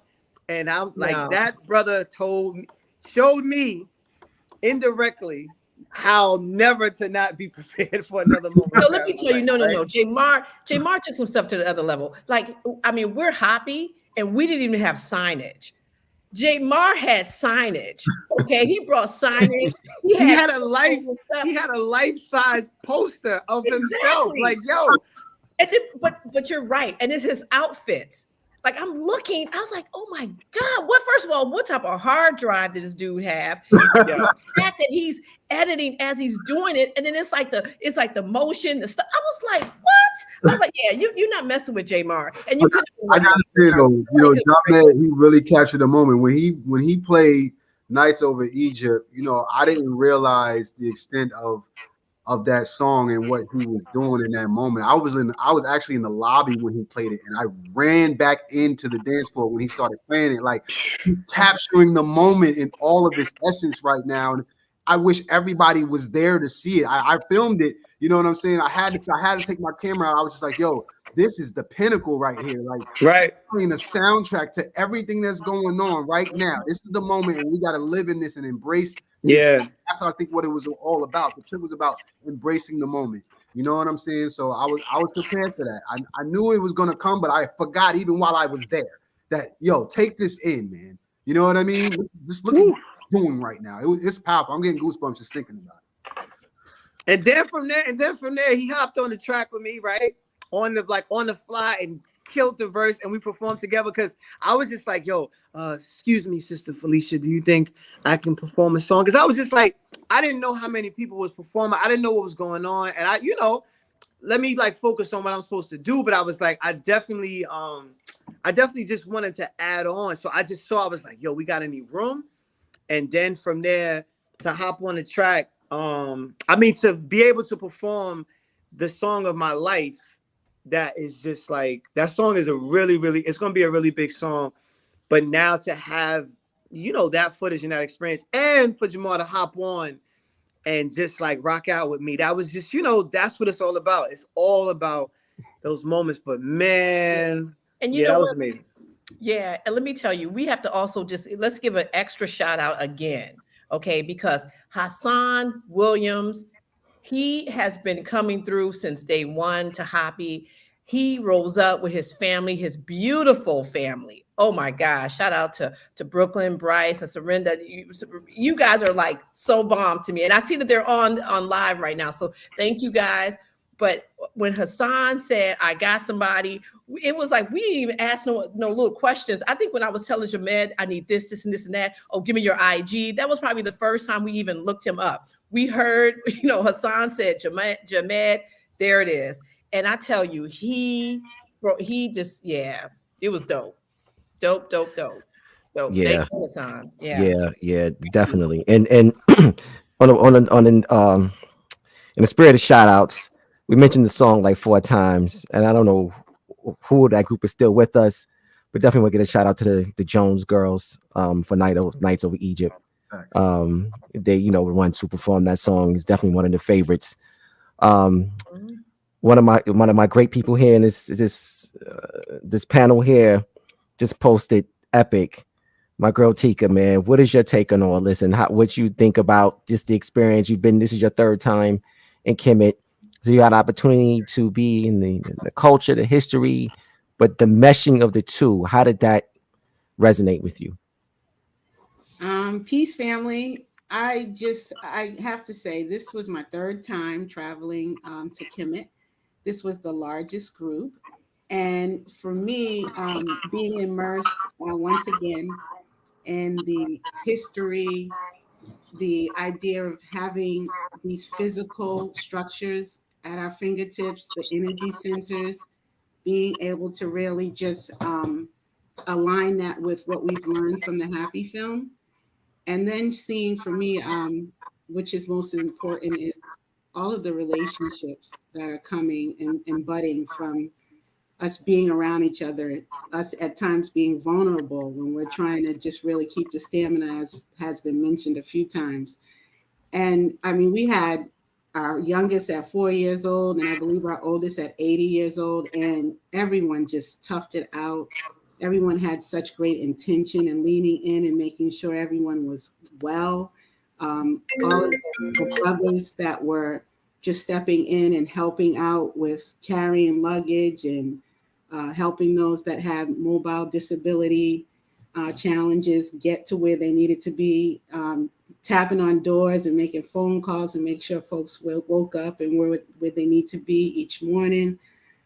It was just an amazing experience. And I'm still, as many are saying in the chat, I'm still just riding off of the high energy of meeting new people, watching them just really in awe, as I am. Again, even in the third time, I'm learning so much being at the feet of Baba and Mfundishi and some of the other master scholars and historians that we've traveled with over the years. It's just a remarkable experience, priceless. Yeah, and shout out to Tika. She's always smiling, ready to go. So we appreciate that. Yeah, and also because of the complexity of this particular group with all the different arrivals and departures, Felicia and I couldn't be everywhere at once, and Tika was there with the large group, bringing them from the U.S. and helped out tremendously. Her along with Kalia, definitely shout out, much love to you guys for being a part of that experience and really helping with that and shepherding the people, getting them over to Kemet and communicating with me and Felicia during that process. So that was tremendously. I can't thank you enough for that. And again, thank you to you and Kalia for being a part of that. And yeah. So this was definitely a remarkable experience, and sometimes these experiences cannot be duplicated. I don't even know if we'll have the opportunity. This is from the Happy Dinner Gala here. That's actually a birthday cake for people. It's pretty big. I don't think we even ate a quarter of it. I don't know what happened to the rest of it, but it was so much. Two sides. One was chocolate, one was fruit. It was really good. People loved it. It was a fantastic night. The culmination of this experience culminated with the dinner gala. You see Jamaar Milton there with my lovely sister Lori. I love Lori so much. She's a big part of this. So is Jamaar. And this is really this happy thing as we come together and we look at it. And I see what happy really means, the power and unity, and it's this unification and all the people who were there and they experience, and you really see this thing come together in a way that the spirit of happy intends for it to be. And that is the unity and really the family vibe. So we couldn't script this even if we wanted to. This is how we know it's something more. It's bigger than us, because this is happy. And just for me trying to go through this happy experience, I'm learning as I go along. And one of the things that I'm learning is that this family orientation and this unity, pulling people together is happy, and happy is really driving this. A happy sense of the happy nature is really, really driving this happy experience. And I can't be thankful enough to be a part of that. So with that being said, I just want to thank everyone for coming on the show. Definitely want to start with you, Bob and Mfundishi, see if you had anything else you would like to add to this. I'm sorry, you're muted. Go ahead, Bob and Mfundishi. Go ahead, repeat that. You were muted. I just wanted to say dua necha and continue the great works, and hopefully continue will be part of this great works. And just wanted to say dua to all those people. They think I inspire them, but they inspire me also. And so it's a two-way funnel going both ways. I'm receiving as well as I'm giving. And I just want to say dua for the honor and the privilege to be able to teach. Dua. Dua Netcha. Wow. Any other, Jamar, Miss Hayes, Teak, Wendy? I think John Med bounced. But you got any last words you'd like to say? I was going to ask Jamar, didn't you have a show coming up at the Apollo? Oh man, I won't even post announce that yet. Oh, my bad, my bad. See, this is like family. This is like family, telling your business. May 16th, I'll be at the Apollo Theater with Busta Rhymes, Fat Joe, Brand Nubian, Free Wave, Punk Master Flex on the ones and twos, and 5 mics. So yeah, catch your boy out there at the Apollo Theater in Harlem, New York. You want to say that again, man? You just said that like it was real, kind of like just a matter of fact. You know what I mean? I mean, you said it now, so you might as well really just say it.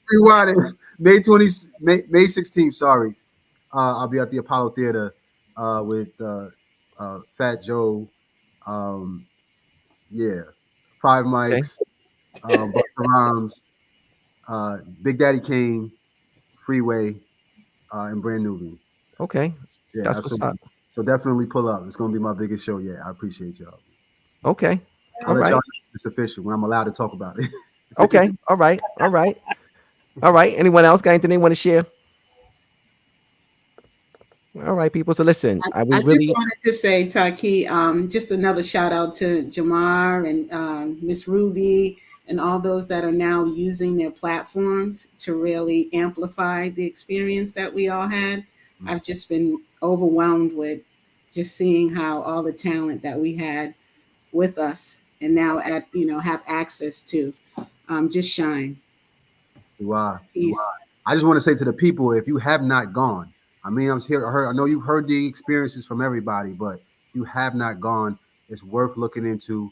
Definitely try to hook up with Hoppy and Arcade Tours and get on this tour. Every tour is not the same. I promise you that. This is my second time, and this blows my last one out of the water 10 times over. So definitely take a look into it. Okay. My man Jay. So, all right, people. Like I said, definitely enjoyed you guys. Be in touch, and definitely want to make sure we connect on something in the future. We got some other things, got some, like I say, some a few things up my sleeve that we're about to do in the world of Hoppy. We'll make those announcements as we come along in the future. But definitely look forward to seeing you guys, and obviously the love is there, and the extended family. So many people would have been on the chat throughout the night, been with us for I think the last couple of hours. All the love we received, just in the cash apps and everything else, the comments, the shares, the likes, everything. It all goes into the whole thing of this economic energy that we talk about in Hoppy. So, all right, guys, we definitely I'm gonna take Bob and Mfundishi. We'll close out the show, and the rest of you guys, we'll see you again soon. All right. No, and Mfundishi, you stick behind. Yeah, stay right there. You stay right there. Everybody else, we'll see them later. But we're gonna just make sure we kind of just end where we started. All right.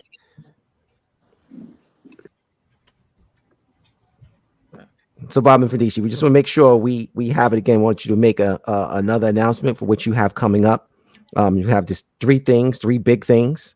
We want to make sure we capture this properly, and it's people get it. Yeah, let me put up your website. Okay. So, number one, all our Mfundishi classes start October the 14th, but they can start registering now because it's already set up. They can take the beginner class, the beginner intermediate class. They can take the master class 1, 2. Only people who can take master class 3 is people who've already taken 1 and 2. And then I have the classes on Mfundishi Hotep in the Spirit of the Magi 1 and 2, book 1 and 2. So all my classes are either Sunday, Monday, Tuesday. And so they'll see it on the website. Those people also, May 18th, I have a trip going to the Boston Museum of Fine Arts. Taki, do you remember when we did that maybe about 6 years ago? 6 years? No, man. That was 2011. That was 2011. 2011? It was 10 years ago? No, Yeah, wow. like 13, yeah, 2011. Oh, wow. We did it twice in 2011. We did it in January, then we did it again in May. Okay. So this trip is going to be similar to that. So the day before Malcolm X's birthday, we're going to Boston Museum of Fine Arts. And then we're going to also go to Kemet Shrine in Boston and then eat dinner and then come back. So it's a one-day trip, bus ride back and forth. So I'm doing that. And then the 19th, we go to Malcolm X's gravesite, Oh, nice. Right. Man, you supposed to say all that earlier. You didn't mention the Boston trip earlier. You didn't mention the pilgrimage to Malcolm X. Like, how we forget this stuff? There's so much stuff. I'm sorry about that. Listen, y'all, go to Mfundishi Jhutyms.net. Okay. And he got mad things. Like, you can get in and hang out with him sometime this year because he's doing everything. Classes, trips to Boston, pilgrimages to Egypt. Like, come on. Yeah. Y'all- So let's talk about this Museum of Fine Arts for a second, because I don't want this to go and people don't understand the importance of this. So the Museum of Fine Arts houses the largest collection of what they call Nubian artifacts outside of the Sudan. And it's a huge, they have several, actually. They have a lot of Kemetic artifacts as well, but the Kushite artifacts there are tremendous. No place in the world has what they have. And we used to do it, take the bus rides from New York. The most recent time we had 3 different scholars, and Mfundishi was a part of that experience.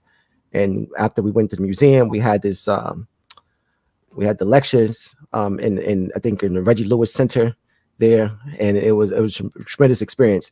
So if you have the opportunity to go and be a part of this, strongly recommend you go. We also filmed part of Hoppy in the Museum of Fine Arts in Boston. Yeah, so it's a tremendous experience. It's one of the best museums in the world. So you have this opportunity to go with Mfundishi, especially with Mfundishi. Definitely want to take that. And how do you register for this? They can go right on my website. Everything's on the website. Right. And my daughter set up something called Traveling with Mfundishi. And so they can go on that. Traveling with Mfundishi Jhutyms. Is that a website or is that social media? I think that's your social. My social media, yeah. Okay. Yeah. Okay. I don't know. My daughter does that. She just Okay. Yeah, peace out to Zuena. And also, like a lot of you guys, if have any trouble getting a hold of Mfundishi, you guys usually just contact us and we call Mfundishi up and make it happen. So, it's always happyfilm.com. If you can't get a hold of Mfundishi, we'll get you hooked up though. So when is the museum trip again? What's the date on that? May 18th, the day before Malcolm X's birthday, May 19th. All right. So let's go in chronological order. So April. So starting April 14th, all classes start. So my Medunetra classes, all levels, my master class, all levels. After that, also during some of that time, Zuena will be teaching a Christology class. So Zuena has taken my place in teaching Christology. So she's a Christologist. She's dynamic. Okay, so she's doing those classes now. We also have, Egyptian yoga at the center. And we advise, we have a museum. Felicia has been there, I know, several times. So we actually have a museum we changed the name to the Harlem Museum of Black Culture and History. Okay. So I do tours on Sundays and Mondays. But we have tours all during the week. So I have other partners. So it's not just me, Brother Donald, and then with the founder. So we do tours, it's by appointment only though, so it's by appointment only. Okay. And then May, Boston Museum. Wait, what about your Boston? Okay, so they can't actually sign on to your website for it. It says that tickets are not on sale yet, or it says see other events, like it's sold out, so you can't even click nothing to get you to say. Okay, I think because we just officiated it, so by next week they'll be able to just buy tickets. Okay. All right. So go ahead. Because there's also this Pan-African Kupagani and Gumi martial arts conference in Chicago on the May 26th. That's another week after that. So again, Malcolm X's birthday on the 19th. We encourage everybody in our whole shrine to go into the gravesite. Then the 26th, that, and then Kemet in June 6th. In October, in August, we're going to Ghana. In November, we're going to Brazil. So we got a couple of things going here. Okay. All right. Just stay in touch with events in Mfundishi Travels and also mfundishijhutyms.net. Okay. We're also going to send out that information about the museum tour, the newsletter, the next newsletter we have out. We'll get that information out about that. And anyone else that people are interested in, people, particularly those in the tri-state area, and more than that, really, because Connecticut, New York, New Jersey, and also the New Englanders, and I'm sure they can just meet you at the museum. Yeah, I have a whole Boston group there. Right. Just meet us, meet you there. Right. So the people usually from New England, they'll just kind of meet you at the museum. Okay, that's great. Yes. Yeah, so you have different prices, like for people who just want to just fly into Boston to meet you. Right. You have a different price point. Yeah. So I think our ticket is $175. I'm not sure. Hold it. No, you know what, Mfundishi? No. We just wait for you to get it hooked up on your website. I know $60. And we'll send it out. We'll send it out to everybody. We'll send it out. I'll give you the information. Joanna has it all down, so I'll make sure. Okay. Yeah, we'll definitely make sure everyone gets it. All right, Bob and Mfundishi, you got everything else before we go ahead and close out the show? No, I just want to say dua to all the people, all the love, and just dua, and just thank you. Wow. I was born to do this. So some people say, like, "Oh, you teaching all these classes?" I said, "I asked for it." And now I got it. So let's just do it. Let's just do it. Another 40 years here. Let's just do it. That's what's up. That's what's up. That's. All right, Bob and Mfundishi Jhutyms. So listen, we're gonna go ahead, close the show out. It was great having you, and just let us know. We'll get that presentation going, and we'll do a part 2 of this where you can actually do your PowerPoint. We'll make sure we get that going as well. Okay, there you go. There's Zawena. She says she'll post it on Traveling with Mfundishi Jhutyms once the tickets are live on Mfundishi's website. Okay, there it is. Right, there it is. We heard it from the Queen. All right. Thank you. Thanks for being here. All right. Thank you, Mfundishi Jhutyms. Shimotep. Uncle Johnson there.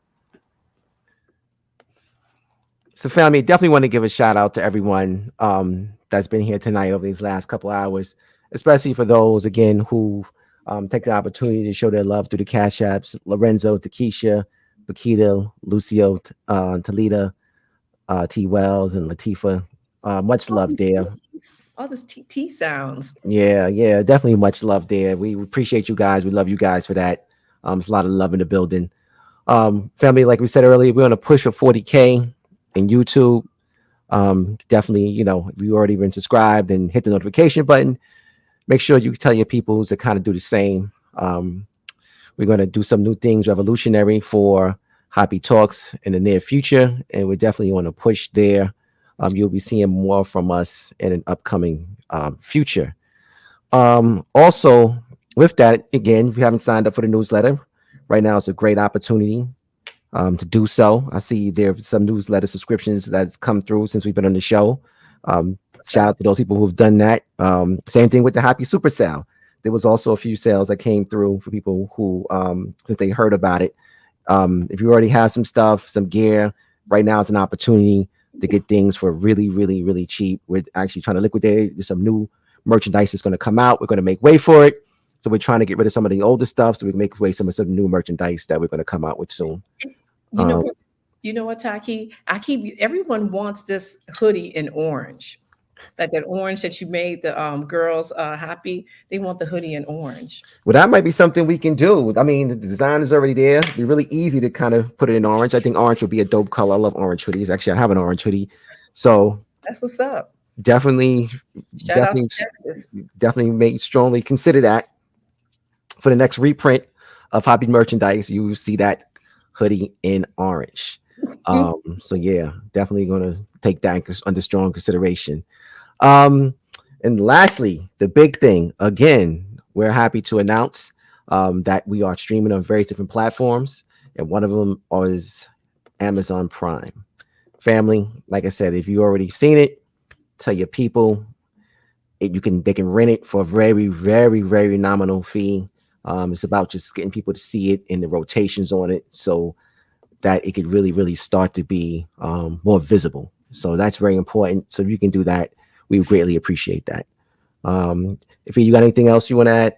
Yeah. So listen, 3 people. Well, okay. So, and this is just, this trip was so, when I came back, I just had to like take a minute. I couldn't respond to phone calls. I didn't do any of that little stuff. I just had to kind of get Facts. myself together.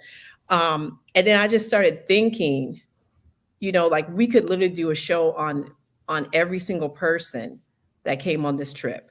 Because the personal, the personal conversations we had, the bonding, like all of that was really, it was authentic. It was nice. And if it just made our souls feel good, right? And I saw, Tiffany was like saying that she was almost, like in tears just thinking about it. And I mean, I've been a couple of times with with you, hanging out with you, but I don't know if I had straight tears getting off that bus, telling everybody bye. I was like, oh, and even when I think about some of the moments, during the week I was misty-eyed, but there was like a couple of things that kind of happened. I just want to just kind of showcase just real fast. Just kind of give like a little, 1, 2, for these people. First, I want to say, like we had a lot of things going on. We had, the meet and greet. By the time we got to the meet and greet, we were like straight up family at the family reunion at this point, right? But it was still good and cool that everybody, we moved people around and got them like networking and just talking and vibing and building. But we also, we had, and Mfundishi was doing like his spiritual readings, and people who've gone with us. And well, with Mfundishi, you know that, that's always an option that he would do. But he also, let me put this little picture up. We also had this sister right here, Tanya. And let me tell you, Tanya's been all up in the group chatting. Hey, she's up in Mexico, her and her daughter. And that's another thing we didn't mention, all the daughters and mothers that we had on this trip. We had like a bunch of moms and daughters. Last trip it was like dads and sons, but this trip it was mothers and daughters. So shout out to Tanya, because she was also giving she gives a different type of reading than Mfundishi, and it was dope. She gave she did something when the moon first came out, but I was too tired to walk up all the stairs to see the moon coming out, but she did a whole thing. And then we all still got up and hung out with Wendy in the morning. So shout out to Tanya Melendez. And Tanya, put your information so people can get a hold of you. Please put that in the chat for us. And then that's Nuha, our guide, and that's Tanya's daughter, Miana. Just beautiful, beautiful people. And then we had okay, wait, see, I'm like messing up right now. Miss Barbara, let me tell you, Miss Barbara, I know Miss Barbara is the woman, okay? She was determined. When Taki talked about like being determined and being ready for this trip, in the beginning, just talking to her, she was like, okay, I'm gonna do, I don't know, I might need this, might need that. She got it in. Everywhere, Miss Barbara was there. Just a nice spirit. Like she got it in every single place. And so I really just want to just give a little shout out, special love to Miss Barbara, because she's really about, like this is why we do this, is for people like Miss Barbara. So shout out to her. And then my last little guy who was he keeps saying he wasn't yelling at me, but I think he was yelling at me. But then he stopped yelling at me when he walked into Abu Simbel with me, and that's Mr. Johnson. So I just want to say, Mr. Johnson was talking trash all during the whole trip. How he was going to wax me down the dance floor, how he was going to do this, how he was going to do that. But I tell you, this dude right here he's real. He was supposed to come with us a couple years ago, but we're happy that he came with us this year. And so just peace and just love to Mr. Johnson. So yeah, that's all I got. And man, I can't even find my picture of Kumbi and his wife, because Kumbi's all up in this chat too. That's my dude right there. Kumbi was like, I don't know why I keep doing that. Kumbi brought on every day. Yeah. Yeah. He was like he had a whole different type of energy. Like he brought all the energy of the whole entire UK with him. And he was clear. He was like, he sat on the second row of that bus every single time. He was ready. You know, like Kumbi, oh, wait, right? I got a little picture of Kumbi. There we go. Him and his wife. At the gala, yes. At the gala. Yeah. Yeah, they're actually from Zimbabwe by way of the UK. Oh. You know, so it definitely had various different energies with us. People, Africans from all over the world. Continental Africans from Europe, from obviously from the States, from South America. So we were definitely happy to be a part of that experience, having everyone convene and converge at that one time in the Kemet was a beautiful experience. But family, don't fret. If you missed this, there's going to be, every experience is beautiful and they're all amazing. And you know, maybe some years before we do another best of the best of both worlds tours, but we'll definitely have something very shortly in the near future, another happy experience. Yeah. You know, so yeah, Sophie, yeah, listen, it's been an amazing night. I think next week, coming up on the 31st, we have some exciting guests that's going to be with us. So yeah, just be on the lookout for, you know, the next Happy Talks pub, you know, but we'll be with you guys shortly in the near future. All right. 100%. 100%. Nice. And good job. You know, yeah, I'm not going to get misty-eyed with you there, Taki Grant. But thank you. It's been a nice ride, bud. Yes. All right. Well, listen, you can go ahead and say goodnight to these folks. And all right. And till the next time, we'll see them again soon. It's been nice. It's been shucks. Last show was we was back in. It was been so long. I couldn't remember just December 3rd. I couldn't remember how to even get online and put people. I was like, God, it's been like it's so long ago that December 3rd. Yeah, but that's okay because Hoppy ain't going nowhere. That's for sure. Yeah, y'all, December 3rd. y'all So, signed up. we're back and we have a list of new guests coming up and some new looks and some new things and Happy Talks. And yeah, definitely tell a friend. Subscribe to the platform if you haven't done so already, and be on the lookout. Subscribe to the newsletter and be all about all things Hoppy. All right, family. So it's been lovely, and we look forward to seeing you guys in the next time we're here. All right, peace. Peace. I don't know what we can talk about in this nation without talking about white superiority, honestly. Who defines the meaning of God also defines the relationship between economy and God. African Americans spent $1.3 trillion last year, making us the 16th wealthiest nation in the world. Why have we not turned those riches into wealth to develop our community?